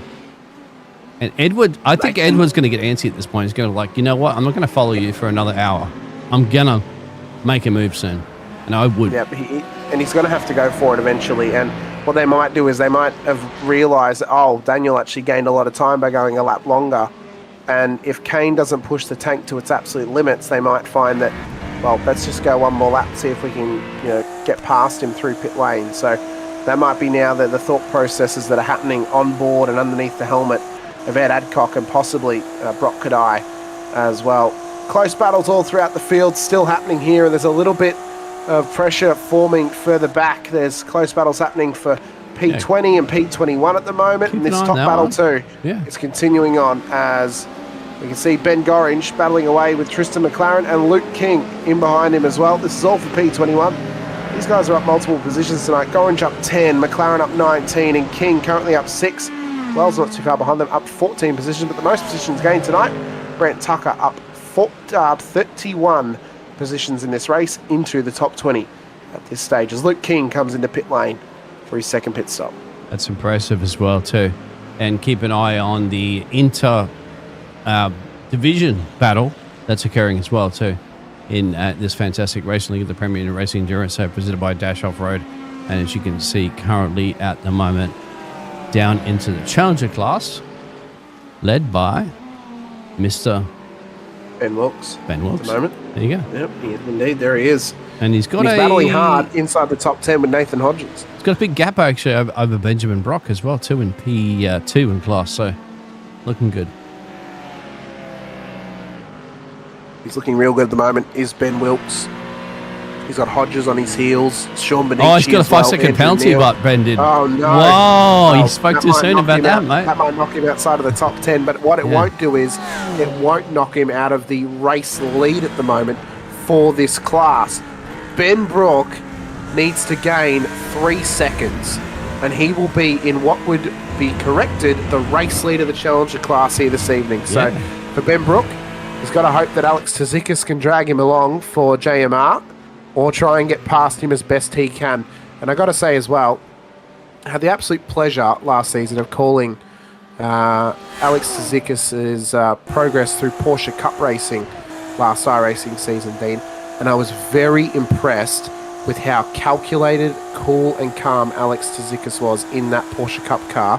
And I hope we can see more of that this season in Pell, because he really impressed me. I was super surprised with what I saw from him, and super impressed by the performances of Alex Tzoukas. So hopefully that can now translate to the GT3 car as well. You're right. The rest of this Pell season. I've seen Alex in other series as well too. He is a quick driver, a concentrated, smooth operator. Yep. There you go. Yep. I was very surprised, but very impressed. Yeah, keep an eye out. So if you want to back a racehorse at the moment, or a driver, of course, in a car, keep an eye on Alex, my friend. Yeah, as we're still seeing that nice little battle. Edward's got to get past Kane here. He can't. It's a team battle. He's got to make the move. Dan's still only 2 seconds and change, about 3 seconds currently at the moment from Edward. So Edward's thinking P1. He's not thinking P2. He's thinking P1. As a race driver, wouldn't you? You want to win. He's the Brit. He wants to show these Aussies off and say, hey, the king still is the king.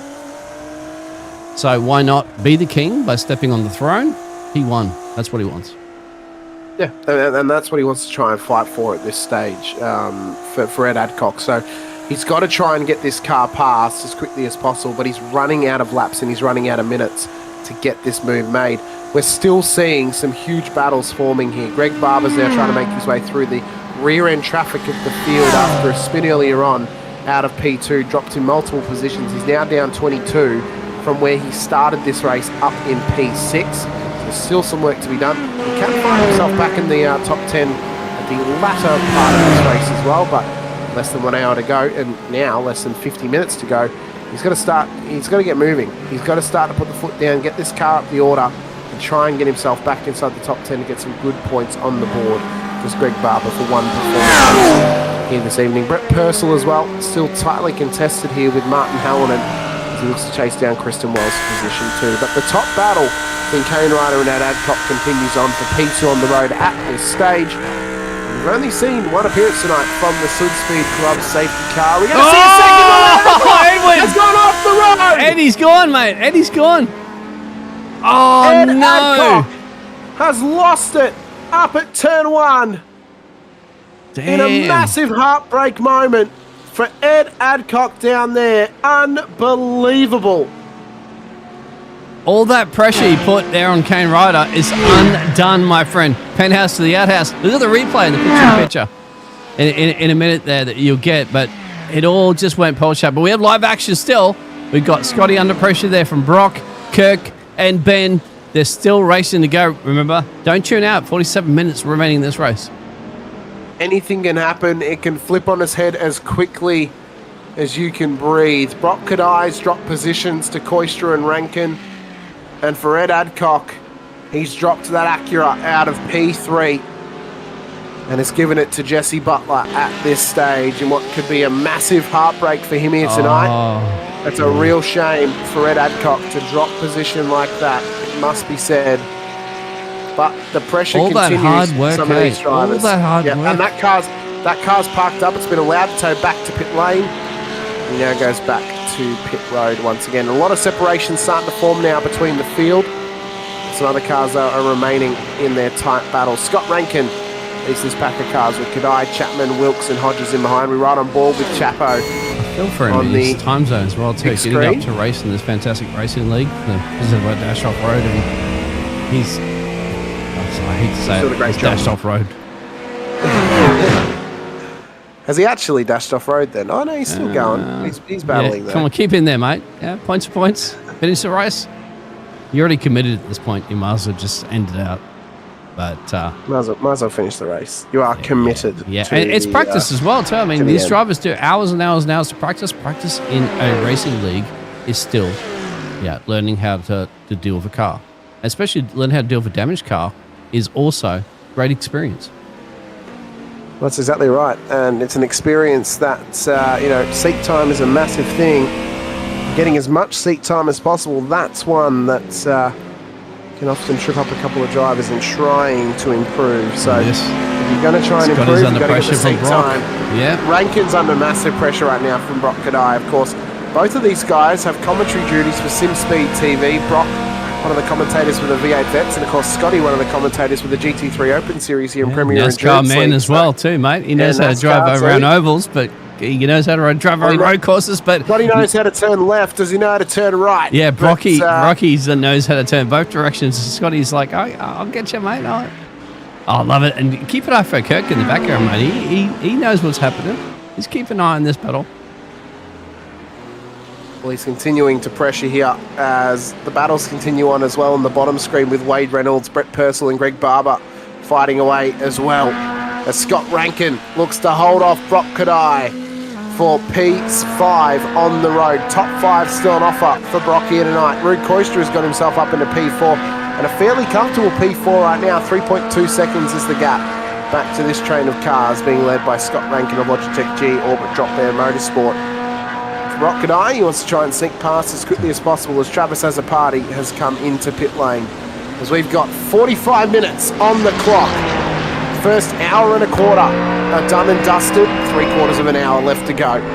I think Premier Endurance League's round 3 of the Dash Offroad GT3 Limited Series, brought to you out at Road America and brought to you by, of course, Dash Offroad 4x4 Parts and Accessories Store, QB Graphics, as well to Sud Speed for the safety car sponsorship, and as well to the Sim Racing and Focus podcast as well. We've still got one race to come here at Road America in the next few weeks with the GT3 Open Series to come your way. And then it's the European Tour beginning with Le Mans and then into Circuit de Spa-Francorchamps to end out the season. Penalty coming at the moment there, unfortunately, for the car of the 666 on lap 24. Failed to hold the brakes. He must hold the brakes as we're still seeing this battle. You mentioned it, but I think Brock at the moment, mate, is running behind Scotty Rankin, and that's the battle for P5 and P6 in the pictures. I think Brock says drop bears are not real. But shall we tell our international audience if they are or not? Perhaps if Scotty can get himself a podium position, we'll let you know. Come here and find out. Come here and find out if they're real. But, yeah, I mean, for Kadai, I mean, he's got to try and make this move, but he looks a little bit tentative to try and get this job done, similarly to how he was trying to attack Kane Ryder earlier in the race. I suppose the bonus is of Road America, it's easy to attack, but it's also very easy to defend here. So it kind of almost debalances itself out. Ultimately, though, tracks that allow you to defend easier are often at times ones that still kind of tip the scales a little bit. It means that when you are an attacking driver, as easy as it is to attack for position, it's still incredibly difficult. And you don't really get any gimmies, and you've got to try and earn them here out at Road America, of course. But thanks to that factor of easily defendable corners, easily defendable braking zones, and easily defendable overtaking opportunities, it almost counteracts that easy ability to overtake as well. And often that then leads to mistakes being made from drivers because they overexcite themselves, overextend, and they put themselves under pressure as well out there on the circuit too. And as we look ahead to the next few rounds of the season, Dean, one track that I've been really excited about that's just joined iRacing this season, and one that I'd like to see next season here at Pell. We saw Adelaide this season as a street circuit. Let's get St. Petersburg in the Premier Endurance League for the next season. That'd be so good. Join the league, get in there, and then do thumbs up for the track selection. I think, Sorry, we've had a car off the road at the Kink. Christian Wells, who was leading a battle pack of cars, has gone off down at the Kink. And this is a heavy moment for him to end up off track down there, very late in the race. And you almost feel like it's going to take one mistake that's going to get us a safety car. So he was already off the road, off the exit of the carousel. They come through the Kink, loses the rear end, and into the grass. Luckily, the car didn't roll back on the track, and luckily it didn't roll in the way of contact. But there's been another huge incident with Alfonso Letea and Brendan Purcell. Yeah, I see and that. This has come off the exit of Thunder Valley. So what has happened between these cars? The Revolution E-Racing car looks to go around the outside. Oh, my God! Wow. That's heavy. Look at that. Took a bunch of tyre barrier, maybe into the audience as well, too. They might have to get... I hope everybody's okay. I hope everybody's okay. I am indeed. So this is how this comes about. So the initial incident with Kristen Wells happened. So Wells goes off track at the exit of the carousel. They come through the Kink, and Purcell comes past. So Purcell comes through, car goes off the road, and he continues on. How does he end up off track? Up at turn 13, he looks to drop a spot here, possibly to Pete Baxter. He looks to go around the outside, can't quite get there though. But how does the Porsche end up off the road up here? Because this has just led to an absolute calamity. Side by side here, yeah, it's got to be here. Side by side. There's yeah, that's where it is. Yep. So the question is, did Pete hook him, or did he self-clear his nose? We got pit stops too, mate. While all that action is happening, the leaders are in. Safety car. Because both cars, I believe, are unable to move right now with meatball flags. There's Letea, there's Purcell as well in behind him. This could not have come at a better time for those drivers. Orchestra has stayed out. Yeah, Rue's got the cheer squad out there as well, too. The issue is the safety cars on the road. So can Rue save enough fuel to get this car home with 40 minutes to go? I don't know if he can. This would be a huge save to get that done. Well, Rue has to take a gamble, and that's a big gamble at the moment there from Rue. But does he have to take a gamble though, Dean? Because he was P4. Yeah, but the thing is, has he just thrown away a top 5 or a top 10? Hope not, mate. But I hope not. For his sake, he's been driving incredible tonight. Yep, there's Rue at the moment. You can see the pink machine for the FRG esports machine. He's almost as pink as the safety car, my friend, with our fantastic sponsor for the series. Sudspeed Gloves, of course. They create some quality products for sim racers out there, and they are, of course, the sponsor of the safety car period here in the Offroad GT3 Limited Series, you can go visit them at www.sudspeed.com. Get yourselves a sweet pair of sim racing gloves. They'll mimic real life racing gloves as well. You wear them, mate. When you race every once in a while. I race barehanded. Actually, right. I do. You're going to ruin your steering wheel and stuff like that. Like you spend thousands of dollars. So I do 2 endurance races a year, and then I might do an official here or there. If I'm doing an endurance race, then I will use gloves. So I do the Raw and I do the Watkins Glen 6 hour. Right. I will wear gloves for my stints in those races. And which gloves are you going to wear? Race. I can't answer that because I don't own a pair of Sudspeed gloves. Come on. I can't answer that. All right, but if you were... send me a pair of gloves so I can try them out. If I could, I would. Right. I don't drive enough to... he is the voice behind Australian Motor. Yeah, I don't drive enough for to sell myself on a pair of gloves. I just steal a pair of my dad's. You have a tattoo. You have a tattoo of a certain esports representative. I do. Yeah, I do. Mr. Jimmy. I know that do one. Indeed. Yep. Yep. It'll live with me forever, which is great. What a great race we've been having tonight, though, Dean. Yeah. What a great set of first few rounds we've been having as well. It's been so fun. You know, Adelaide was really cool because of the different race format, and I want to see 2 of them next season. I really do. I want to see 2 of those races next season. We only have a handful. No. Two of the sprint race. Oh, format, right. 2 1-hour races. I want to see 2 of those, and then have the rest be the 2-hour races. I think it was fantastic. It's changed it up a little bit. As I said, let's get St. Pete out there. Throw the 2 1-hour races. It's fantastic. It'd be brilliant. What about Bathurst? Well? Phenomenal. Come on. Phenomenal. It was phenomenal. Yeah. You know, Bathurst was fantastic, as it often is. And then, tonight here at Road America, it's been great as well. And, you know, Le Mans is going to be obviously the better race for drivers. And the pressure that Le Mans brings is obviously how big it is. That's where the difficulty lies. And then Spa is going to be incredible. I'm so excited for Spa. That's going to be so much fun. Rouge. Oh, jeez. It's a track that I fell out of love racing because of the Spa 24 hour. It burned me one too many times at Blanchimont, but I love calling races there. I love calling races at Spa. It's always a bunch of fun. As cars are coming into pit lane off of this safety car, Luke King, Brendan Purcell in, Dale Atkins is in as well. And the waiver rounds are coming out now. Farouk Koistra, he's going to try and fuel save that car to get home. There is an Aston Martin out there. There is. It's the safety car. Scott I was going to say, an Aston Martin out there, mate. Jeez, I mean, you want nerve damage?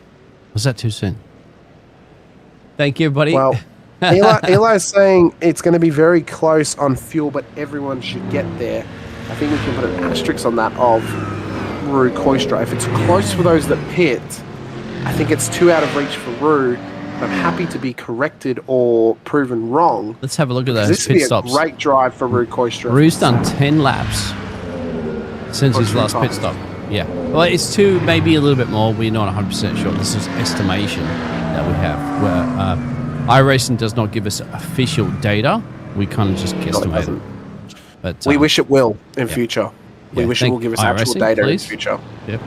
Everybody hashtag iRacing, give us real data. This restart, though, could get wild. This could get unbelievable. The racing we've seen tonight has been incredible. And the first hour and 25 minutes of this race have all brought us to this point. This collection of pressure that has been applied to so many drivers in the field. For Daniel McCrowan, he's not really going to have a chance now to run away because he's got a car in front of him in Rue Koistra, which means for Kane Ryder, he can't really try and balk the field back because otherwise he might hurt himself in the race as well. They've got to go for it. They've got to go tooth and nail. If you're Jesse Butler, Scott Rankin, or Brock Kadai, you have got to attack Kane Ryder as soon as this thing goes green flag. You called it. If you are Jesse Butler, you are getting this thing off of turn 14 as fast as possible, parking it alongside Kane up to the start-finish line, and then going for the move at turn 1. You have to get this done as soon as possible. You don't have time to wait now. You don't have time to do it later because we're at later. We're later in the race. We've got 34 minutes to go in this race, what would be a regular length of a GT3 sprint race in the officials, you don't have time now to wait. You've got to go for it. You've got to make a move, and you've got to do it whilst Rue Koistra is in front of Daniel McCrowan. If McCrowan gets past him, you're not going to see him again. It'll also be the first lap that Dan hasn't led. That's right. Apart from this safety car lap right now, and that's because Rue stayed out and Dan went to the pit lane. Dan will be like, I want to lead every lap of this race. I want the trifecta. He is the man that wants to win this race for sure. And he does not want Rue to spoil his party. But Rue's going to be sitting there going, I'm going to win the race too, mate, so fair game. It would ruin the perfect run of Team Max Boost thus far. For Kane Ryder, it looks like the way he's driving tonight, he's not trying to go for the 4 from 4 this season, but the team definitely is with Daniel McCrowan. Is Rue Koistra going to be the spanner in the works that we may have hoped for that has shaken this race up? The entire field has been pure chaos tonight through losing their cars, through making mistakes, through getting into incredible battles from P1 all the way back to P49. We have got 36 or 37 cars left in this race. Every other car has dropped out thus far. Pressure upon pressure upon pressure. We've spoken about it all night. Can you survive the boiling point of Road America? Dip yourself in and get yourself a positive performance. Rue Koistra sets the race on fire, gets us back to green flag running, and he went early to try and catch up with P2. He's got a hell of a restart. He's nearly out to a full second over McCrowan as they cross the line to get us started once again.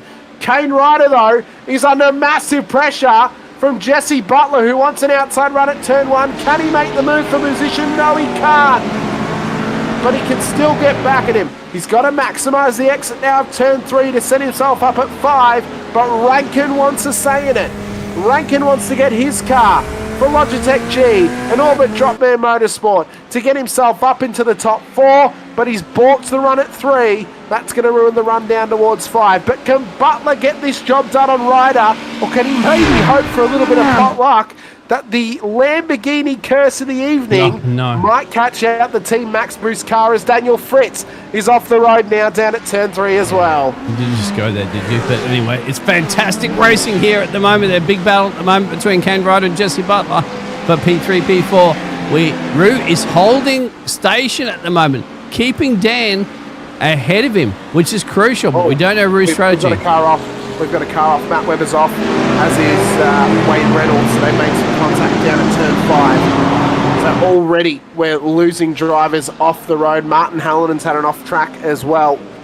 This is what happened with Reynolds down here at 5 under brakes as Koistra still leads him towards the kink. That there was a fairly egregious passing move. Rue's off! Rue's off! Rue's off! Race leader's off! The race leader off the road down at Canada Corner. A massive moment in this race. Once again, it's gone off, and it's happened at the kink. Unbelievable. Brad Coates is off the road too for Revolution E-Racing. And McClellan's now back in the race lead with Ryder and Butler on the podium. I don't think there was contact, but if you can get back and have a look at that one, because a lot of action, that was where Rue went off. So this was the Reynolds incident, and I believe it was with Coates in behind him. So Coates looks to go for the move. There's no room to make the move, and just shoots Reynolds off the road. Reynolds had nothing he could do in that moment in time. And then for Rue Koistra, this is how he lost his position. Rue was leading the race after the pit stops. There it is. So Rue's got about a 1 second gap right before this incident. Just lost it. No contact. He lost the rear. It snapped around on him at the kink. And McCrowan comes through to retake the race lead. I'm sorry, Rue fans out there. We know there's a few Rue fans out there, but it is what it is. It's on his own. No incident by anybody else. Rue had a good lead too, so it's holding his own. We didn't know what was going to pan out with that 10 lap extra, not taking that pit stop and taking track advantage. But then again, we're back at the moment with Team Max Boost, my friend. 1 and 2. 1 and 2 once again. They took a great victory at Bathurst and then, of course, at Adelaide last time out as well. And they want that third round win in a row. For Jesse Butler, though, he wants to be the upsetter at the party, to knock a rider out of P2 and chase down McCrowan for the race lead. Yeah, you got to get past King HTS. He cannot sit behind him any longer. I know, he's been waiting for an hour and change, hasn't he? He's like, sick of this. He's got 29 minutes to go. You've got to get this move made. But he's also trying to save some fuel as well. So this is where the difficult part comes into it, of can you make it home? We have got 28 minutes left on the clock. It's about to be 28 minutes left on the clock. We'll have to watch what it is when we cross the line. They're averaging roughly 2:05s, 2:04s. So we'll have to do some maths to figure out how many laps we have to go, because the aim lap is roughly 54 or lap 55. If it's any more than that, they're not going to make it home. As Andrew Neil is now off the road as well, up at turn 13. That Porsche has gone off for Whiskey Business Racing. It was a roughly 28 minutes to go in this race when they crossed the line. So it should be around about 13 or 14 laps left to run. They should make it home from here, but that Porsche is not going anywhere for Andrew Neil. We'll see if they decide if that's good enough to call another safety car, or if they're going to let him tow back to pit lane, but he has got a meatball flag on board that car. It's not a Lamborghini for one, for the Hamish commentators curse. Yeah, there you go. So Hamish is not immune to different manufacturers for his curses this evening. I do not curse people. I'm not very evil, very nice. Hamish is a nice guy, and if you haven't tuned into any Australian esports, you haven't heard the voice behind Australian esports, Mr. Hamish. Brock Kadai, by the way, gets past Kurt Chapman now. And up 7 into P5 for Brock Kadai. He now has to chase down Scott Rankin once again. Top 3 to start and spread out a little bit. This is one of the tightest battles inside of the top 10. Once again here tonight, we focus on Kadai, who's been in amongst it all evening. Kurt Chapman's been involved as well, as is Hodges. Ben Wilkes, though, leading that Challenger class all night. He's done a great effort. Yeah. And to give the update on the gap between Wilkes and Ben Brook, because remember, Wilkes has that 5-second penalty over his head. It's less than 5 seconds right now. Oh! It's 4 seconds at the moment as Brock Kadai is off the road. Rocky's gone. And looking to get back into it. Ryan Bell as well has gone round, and there's another car there too. One of those Porsches. I think it might be Christian Wells. It is. Gone to the Outback, mate. Outback Steakhouse here in Road Atlanta. So the Mustang goes round of Bell. What happens? Oh, he just rolls it back on the track. Oh, unsafe rejoin. That is a horrendous rejoin. He backed from it up. Ryan Yeah, Bell. you can't do that, mate. You cannot do that. Race control watching. I believe it's his first race tonight, but they're going to have a chat to him about that one, because that is not the way you rejoin. Christian Wells has to tow back. He shall learn pretty quickly. I think he's going to get a slap on the wrist for that one for sure from race control. Might get a cane. Look at this, the battle there. Nathan around the outside of Kirk. Oh, keep an eye on that. Ben's watching this in the background there for the Porsche. So it is a Porsche versus, or two Porsches versus a Mercedes. Tony Wolff right now throwing his Bose headphones all over the shop if this Mercedes does not hold these two Porsches off. Right now, it's Corvette, Lamborghini, Porsche, Corvette, Merc, Porsche, McLaren, Mustang for the top 10. No Ferraris up there, no Beamers either. We've only got a few Beamers in the field tonight. No Acuras either after the loss of Ed Adcock quite a few laps ago. Matthew Carrick and Dale Atkins are down the order as Brent Tucker has now gone off the road as well. That car has spun round the Mustang of TriStar Racing. Brent Tucker looks to get that thing rejoined nicely. That's a pretty safe rejoin from him. And this is how it happened to him down at 5, but continuing to lose drivers down here at the struggles. The 5th turn here at Road America. Oh, okay, that's why. Ouch. And then, that was Kapot's actually going off the track. So this was later on. This is what happened with Tucker and how he actually went round. Just lost the rear. The JWM car had nowhere to go. And that was Stephen Tonkin and Bob's your uncle. Yeah, Tucker's had to wait, and that's how that's gone down. McCrowan though in a dominant lead at this stage with Kane Ryder and Jesse Butler trying to chase him down. Rankin's now gotten onto the back of Butler as well.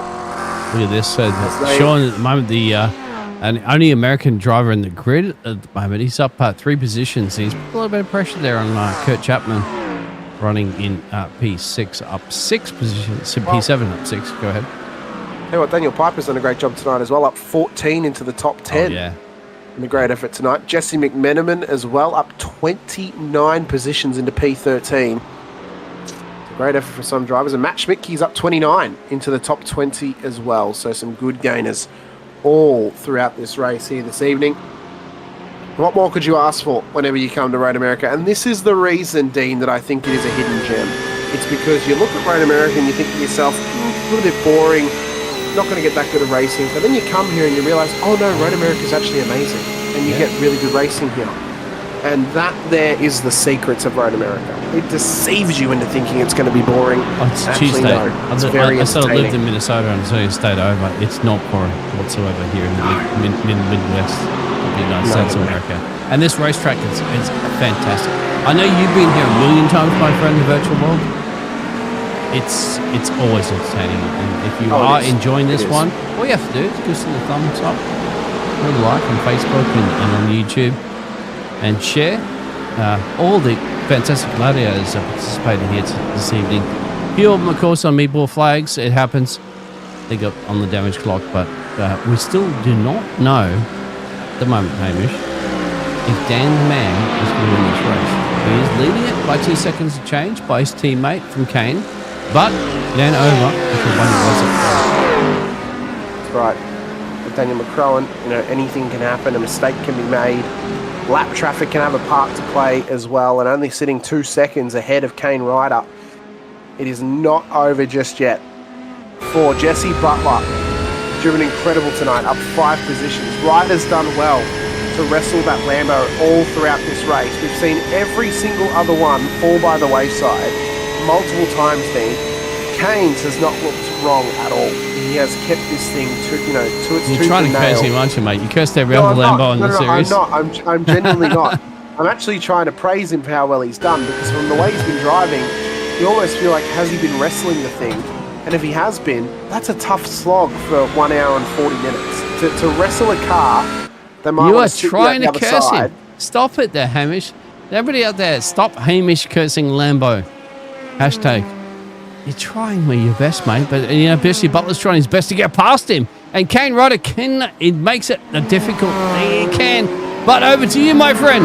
Let's get this Can he get the job done off of turn 6? He's going to run wide. Watch for Butler, though. That was through 5. He's now got the inside at turn 6. Jesse Butler makes the move. Goes up in a P2. A small mistake for the Team Max Boost Lamborghini has now dropped him out of P2. And all of a sudden, the rear end of Daniel McCrowan's Corvette is no longer covered. Watch for Rankin as well. He wants to take advantage and get past Ryder if he can. So they've seen that you can get by him, and now they're hungry to make the move. It's like a song, doesn't it? Hungry like a wolf. Yep.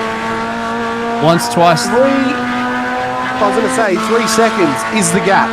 3 seconds right now between the top 2. We need to watch if it shrinks or if it grows, and if Daniel McCrowan starts to put the Scotty's going for it, mate.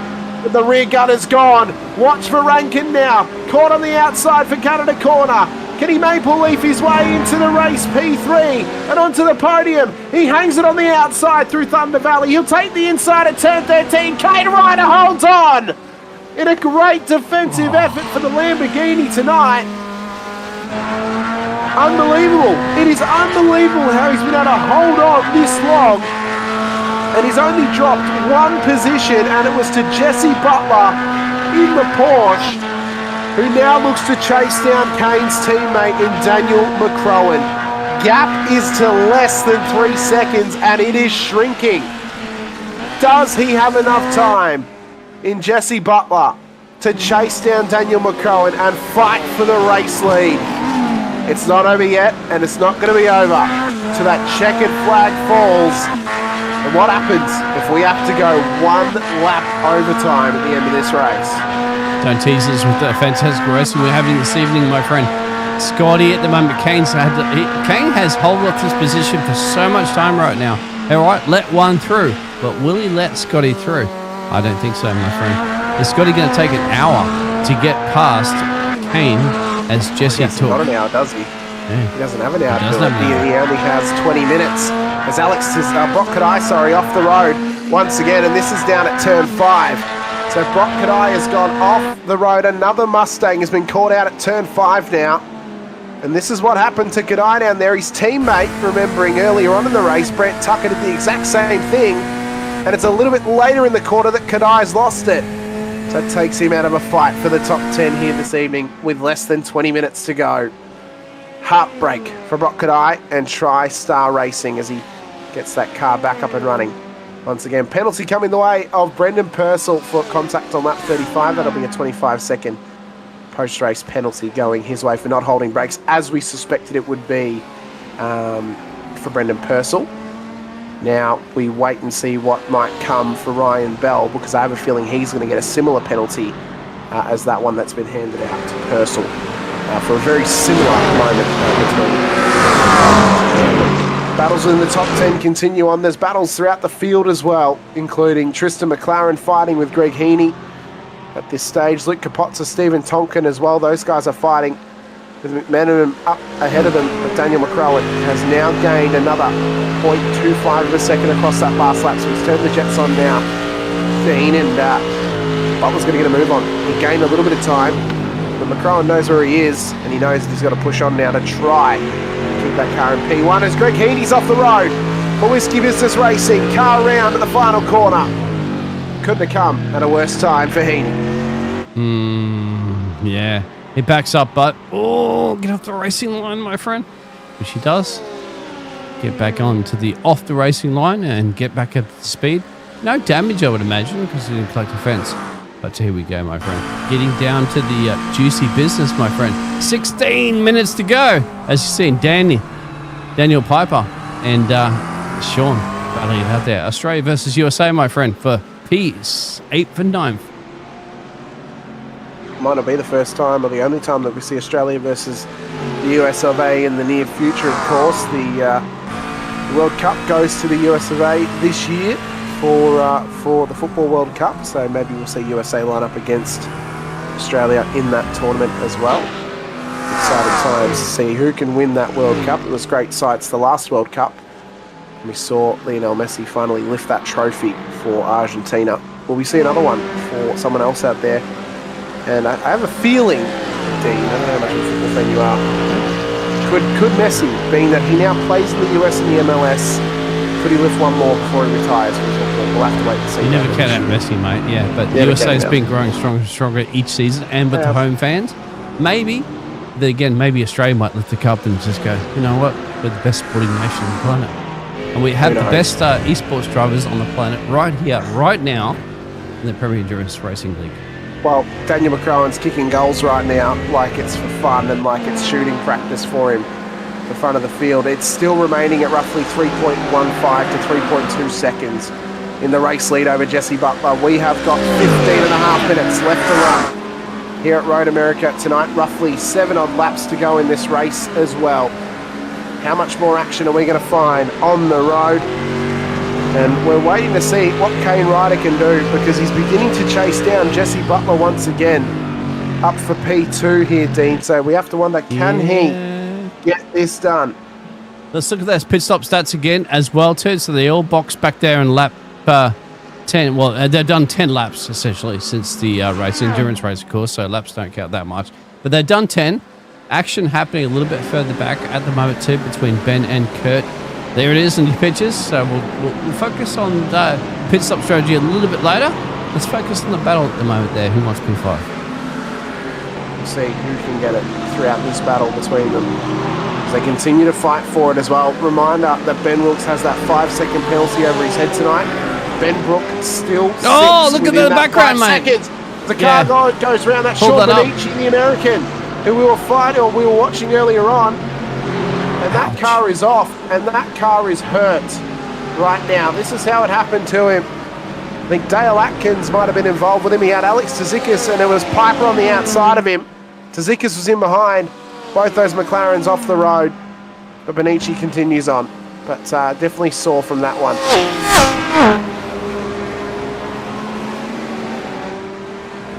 So Kane Ryder is fuel saving right now. Yeah, I think so. Is I Butler think so. fuel saving? But Is then Butler again, fuel saving? he pitted at the same time everybody else did. So how much is he really saving? He's protecting his team, obviously. He wants Daniel to win this race. I don't think there'll be a multi-21 here, mate. No, I mean, Mark Webber, sorry, mate. No multi-21s. Sebastian Vettel, but look at Kane Ryder. He's putting some massive pressure at the moment there on Jesse. He wants it back. Jesse is currently, at the moment, basically Walter Whitman's, whatever he is, from Breaking Bad's arch-rival.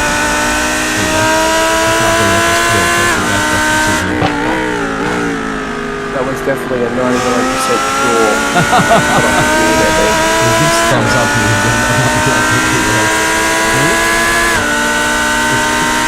But continuing the battle on, Scott Rankin fights here with Kane Ryder. Nathan Hodges a little bit further behind them, and Jesse Butler as well. Kane Ryder looks to cover the inside in towards turn 5. Scotty! Scott Rankin onto the outside. Can he make this move? No, he can't, and has to recalibrate for another attempt at Ryder's Lamborghini. He's saving fuel, but have the other cars been saving fuel as well? This is huge pressure now for a podium. Oh, Scotty! The bump and off he goes! Rankin off the road! Logitech Orbit drop bear. Oh, he's no! super and then contact.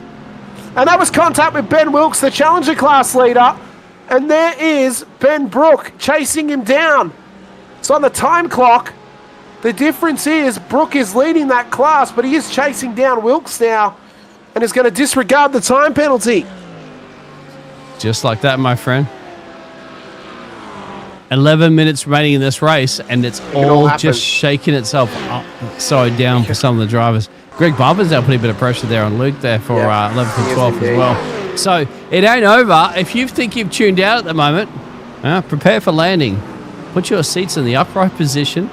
Stray your tables, because we are preparing for landing. This is going to be a showdown, my friend.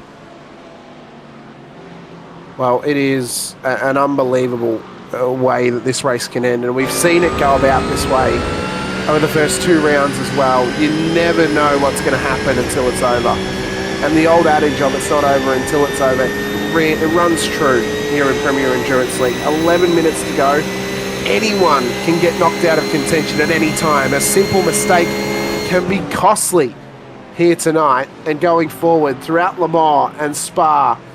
Mistakes are going to be really costly towards the end of this season. And for the midpoint, well, we're only just getting started. This has been an incredible night of racing. We've still got 2 rounds to go in the season. Across the next 2 months, where else would you want to be on a Sunday night, once a month, watching Premier Endurance League limited class action? I'm excited. I'm excited for these final 2 rounds. It's going to be incredible. Do you like French food? Because we're heading to Le Mans. Yeah. Do you like French food?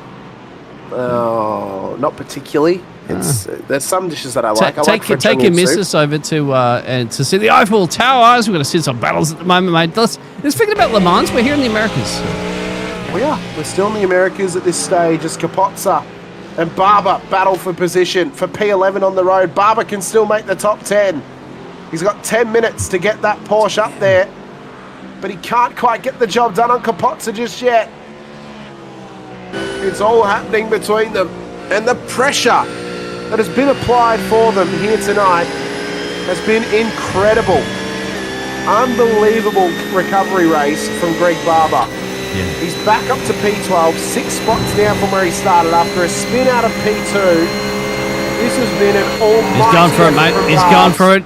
He's going for it. He's going for it. Can he get it done? He's inside the 10 for the elite class. He's going to get caught on the outside, though. Catches some sand on the exit of Canada corner. And now he has to regroup and re-attack this battle with Luke Capozza. Jesse's unbelievably. Jesse says he's right there. He wants him. Keep an eye at the moment too for the battle for P2 as well too, because Kane wants this one back. He wants the team max boost 1 and 2. Basically, you know, it's like any team principle. You want your 2 drivers on the top step. Kane Ryder wants this one. Jesse's going to hold him off here, mate. Dying stages of this race. We're getting down to 8 minutes and change. Well, it has been a fantastic evening of racing once again. Less than 10 minutes to go in this race tonight. And for Daniel McCrowan and Ben Wilkes in their class leads right now. Well, for Ben Wilkes, he's going to gain 1.1 seconds to remain in the race lead of that Challenger class, with Ben Brook within that 5-second gap that he would need to defeat him on the road tonight with that penalty over the head of the Cobalt Racing Porsche. For McCrowan, he sits in a very comfortable 4 seconds over Jesse Butler. So the raceman looks to be there, aside from a possible mistake that could be made from McCrowan. He just has to cruise that car home. For Butler, he's about to get put under pressure from Kane Ryder in behind him. He's been fuel saving the last few laps.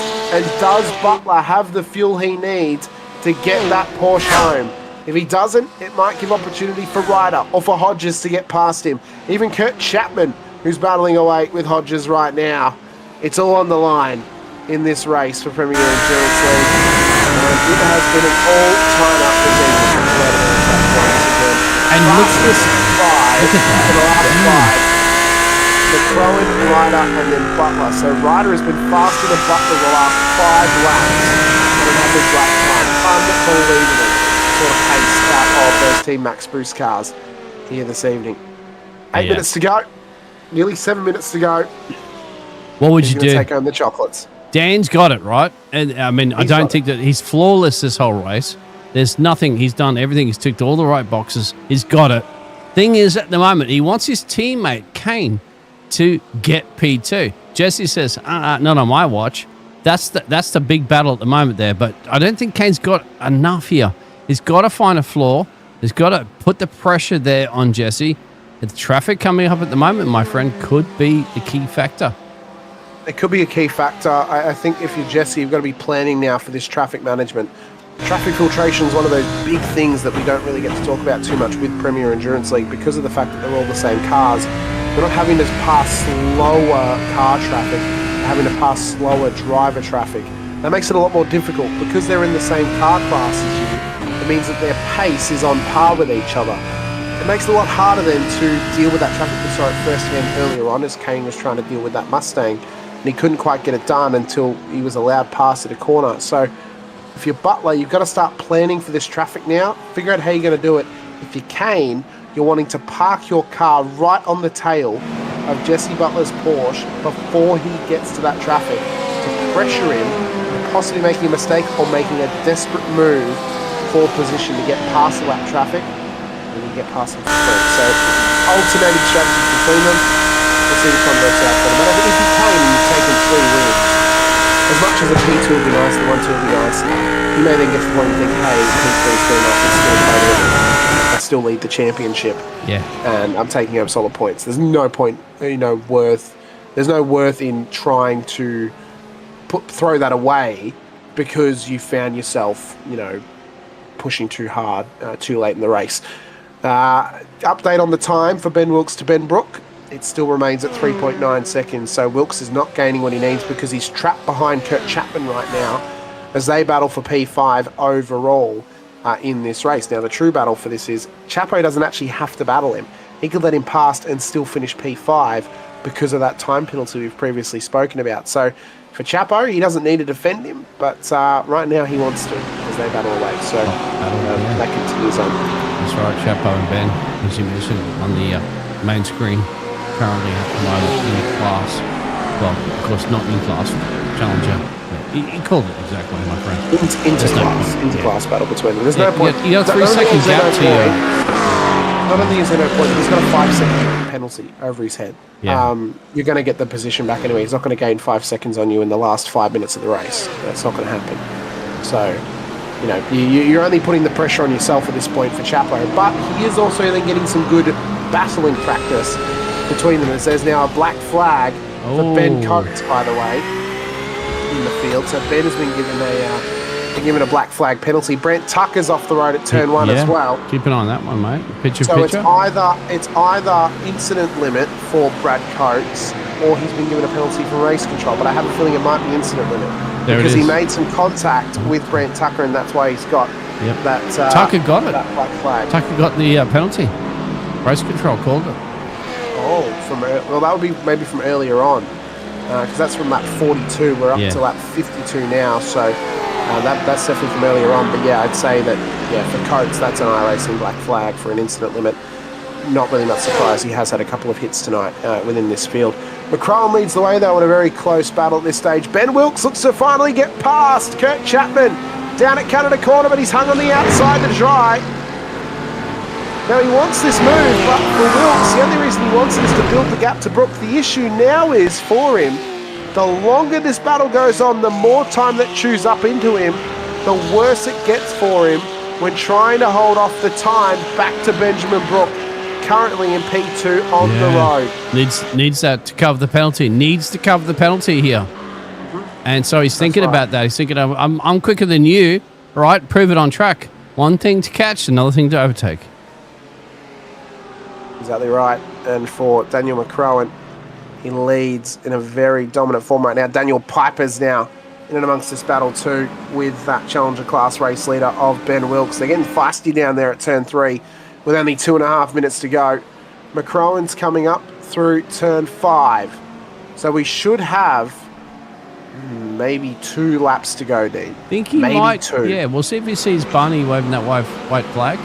Like, hey, Barnes, how you going, mate? I've been leading almost every lap in this race.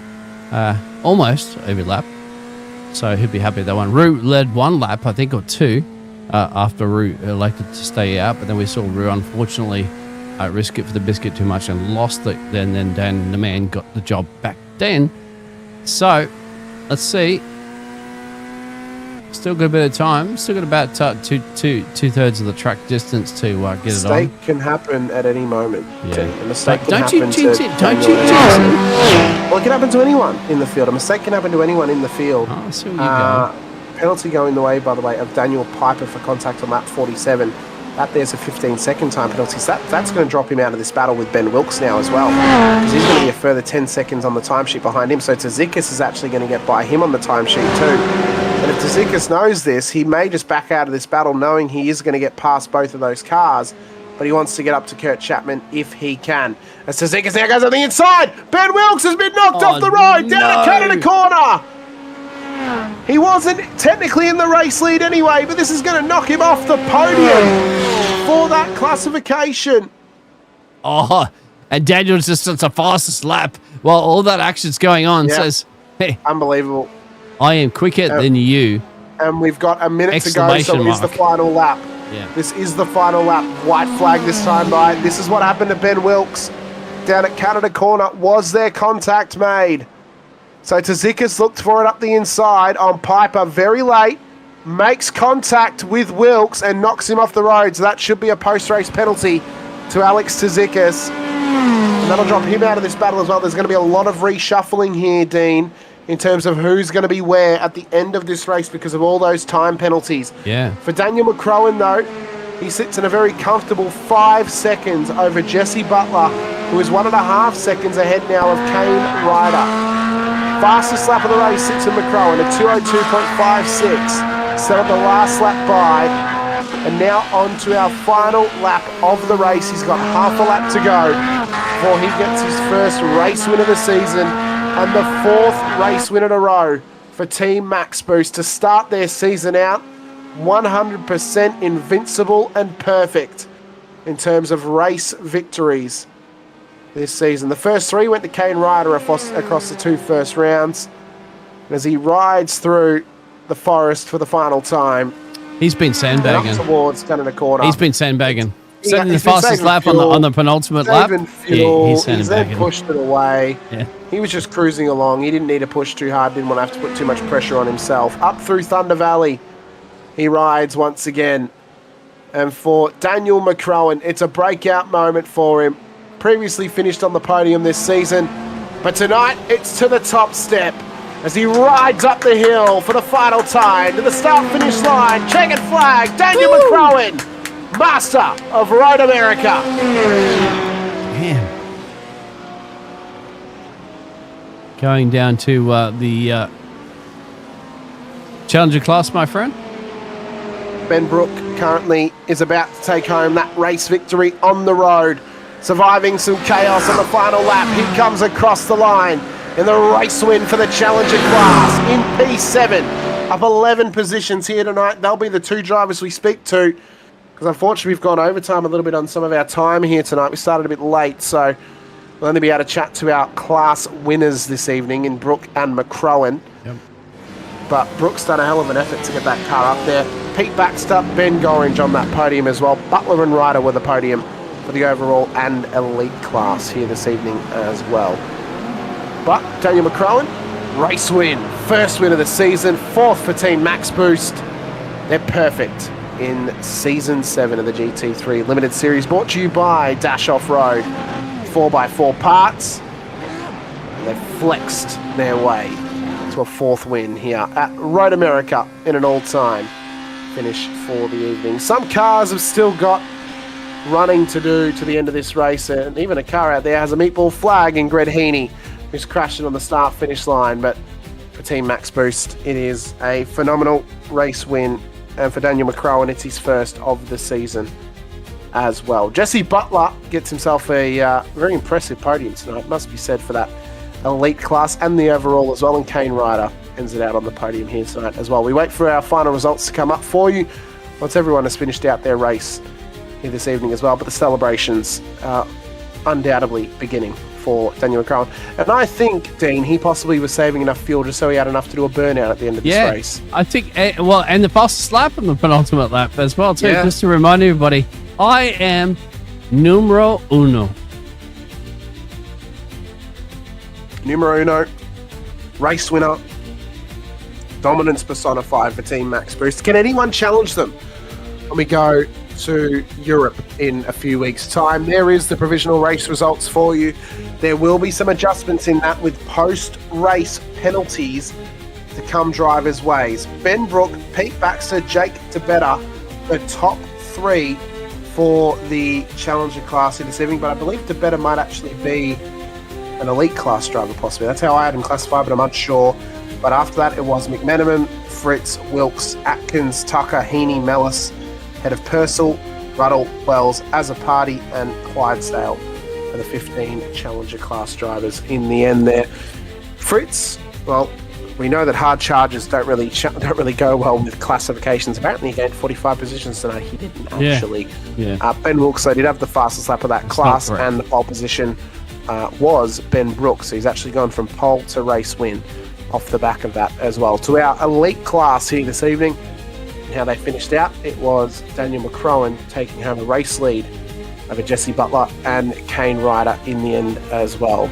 There is our Challenger class finishes once again. We go to the overall. And to the overall, it was McCrowan, Butler, Ryder, Hodges, Chapman, Barber, ahead of Brook, Tonkin, Kapotza, Piper, Tzika, Schmidtke, Baxter, Gorringe, Benici in the top 15, Mason, DeBetta, McMenamin for the top 18 cars as well in behind them. And to the top 20 in behind those guys, it was Carrick and Coates making that up with Fritz, Wilkes, Atkins, Webber, Tucker, the top 25 to McLaren, Heaney, Koistra, Rankin, Bell, the top 30, Mellis, ahead of Neil, Purcell, Hallinan, Ruddle, Wells, Cat-Eye, Reynolds, King, Latea, Akers, Azzopardi, Adcock, Payrack, Weggett, Cullen, Lofthouse, Clydesdale and Trott at the back end of the field. We will converse this evening with our class race winners. We don't have time to chat to all of the podium.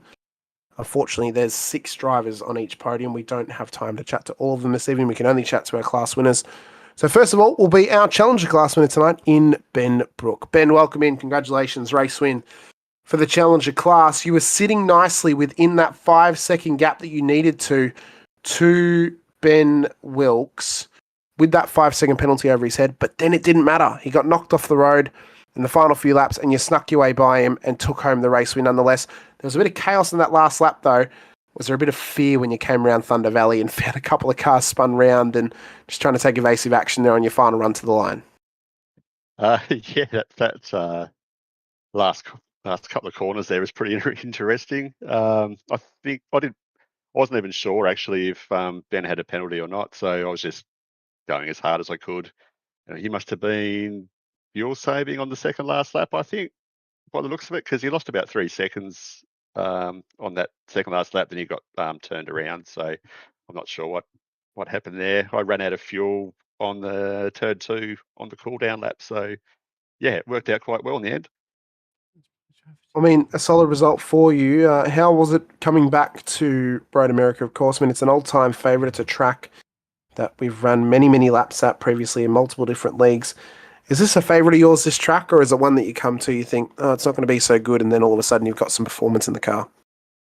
No, I love it. I really enjoy tracks that have got the high-speed corners. You can just flow the car through there. I think because a couple of weeks ago it was a Betts race there as well, so in the last couple of weeks or so I've done hundreds of laps, so it's probably just a matter of practicing and just going for it. So yeah, no, it's a great track.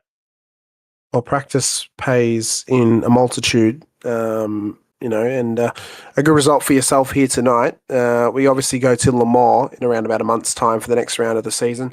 How are you feeling going into that race, and are you hopeful that maybe you can get a similar result when we head out to Circuit de la Sarthe? Yeah, hopefully. I'm not sure how the Merc will go around there, but yeah, no, it's another iconic circuit in sports car racing. So yeah, bring it on.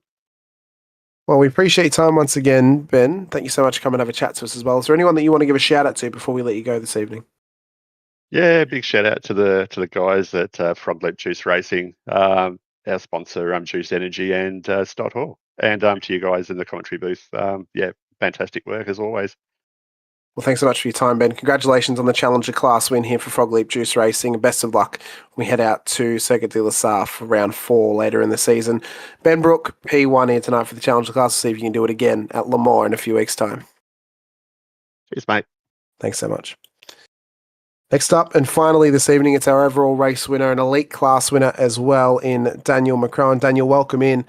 Unfortunately for Kane and Jesse, we're not going to be able to chat to all of the podium tonight. We only have enough time to chat to our class winners, but dominant performance for yourself tonight. We noticed at the end there, you managed to push on to the fastest lap of the race and still have enough fuel to do a burnout at the end of the race. Wrong time for a cough, I apologise. Was it just cruise control and a bit of fuel saving for that last stint and then push on for the final few laps to build up some gap? Yeah, I'd done a fair bit of practice with the fuel saving, so once I knew we were pretty clear at the end, because you never know what's going to happen. I put the foot down a bit, but you never want to risk it. Embarrass yourself doing something stupid, just going for a fastest lap. That's pointless. So no, but geez, it's a long race, and all them safety cars, the restarts, it keeps you on edge. That's for sure. Well, it does indeed, and obviously leading most laps tonight, you led majority of them. The only ones you didn't lead was because Rue didn't come in under that last safety car in preparation, thinking he could fuel save to get home. You guys are perfect this season now, obviously for Team Max Boost.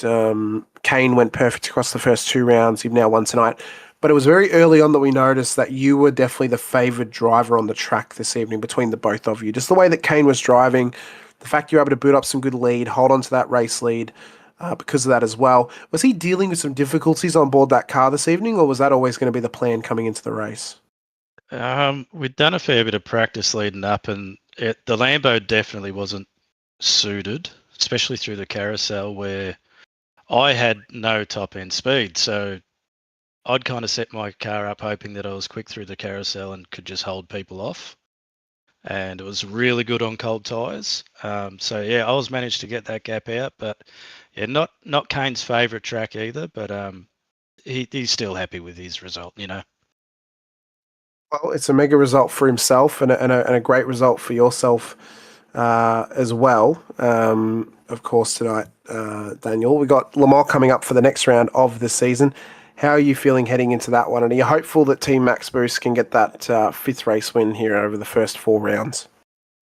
Well, we'll give it a decent crack, mate. I haven't done many laps there in the Chev. I don't think it'll be suited too well, but Kane's an awesome driver. He can usually make anything work. So we'll see how we go, and we'll also see how our other boys go in the open race here. So that'll be good to see. Well, we wish you the best of luck for the next race of the season, Daniel. Is there anyone that you want to give a shout out to before we let you go? Just give a shout out to the team, especially Kane. Keeps me on my toes with the practice we do, and you guys as well for the broadcast and the league. It's great to be a part of it all. Thanks so much, Daniel. Congratulations on the overall and elite class race win this evening. Wish you the best of luck in the next round out at Le Mans. Daniel Crowan, P1 on the road. Congratulations. Thank you very much, guys. Thanks so much. Well, Dean, that'll bring us to an end here this evening for Premier Endurance League action for the GT3 Limited Series, brought to you by Dash Offroad 4x4 Parts once again. A shout out as well to our other series sponsors, of course, Sud Speed Gloves with the safety car sponsorship. Saw an appearance from that here tonight 2 times. Head over to www.sudspeed.com. Check out some of the gloves they've got on offer and maybe even buy yourself a pair as well. And if you want to check out Dash Offroad, you can head over to their website, www.dashoffroad.com.au. Please also help support our minor sponsors of the series, Kibi Graphics, for branded clothing, car wraps and commercial graphics as well. You can visit kibigraphics.com.au. And the Sim Racing in Focus podcast as well, hosted by Max Packets and, of course, Dean alongside him. You can visit them over on Facebook at facebook.com/simracinginfocus, or you can find them at any of your podcast outlets, including YouTube, Apple Podcasts, and Spotify as well.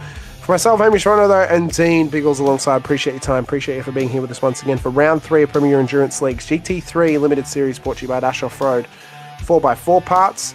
Please be sure to hit the like button and subscribe to the bell icon as well, so you're notified whenever we go racing right here with Premier Endurance League action. But until next time, we'll see you when we head out to France for Circuit de la Sarthe and Le Mans for round 4 of the season. Coming up next, though, for Premier Endurance League is the Open Series when they bring it to Road America next time out on your screens. But until then, stay safe, drive hard, and as always, bye for now.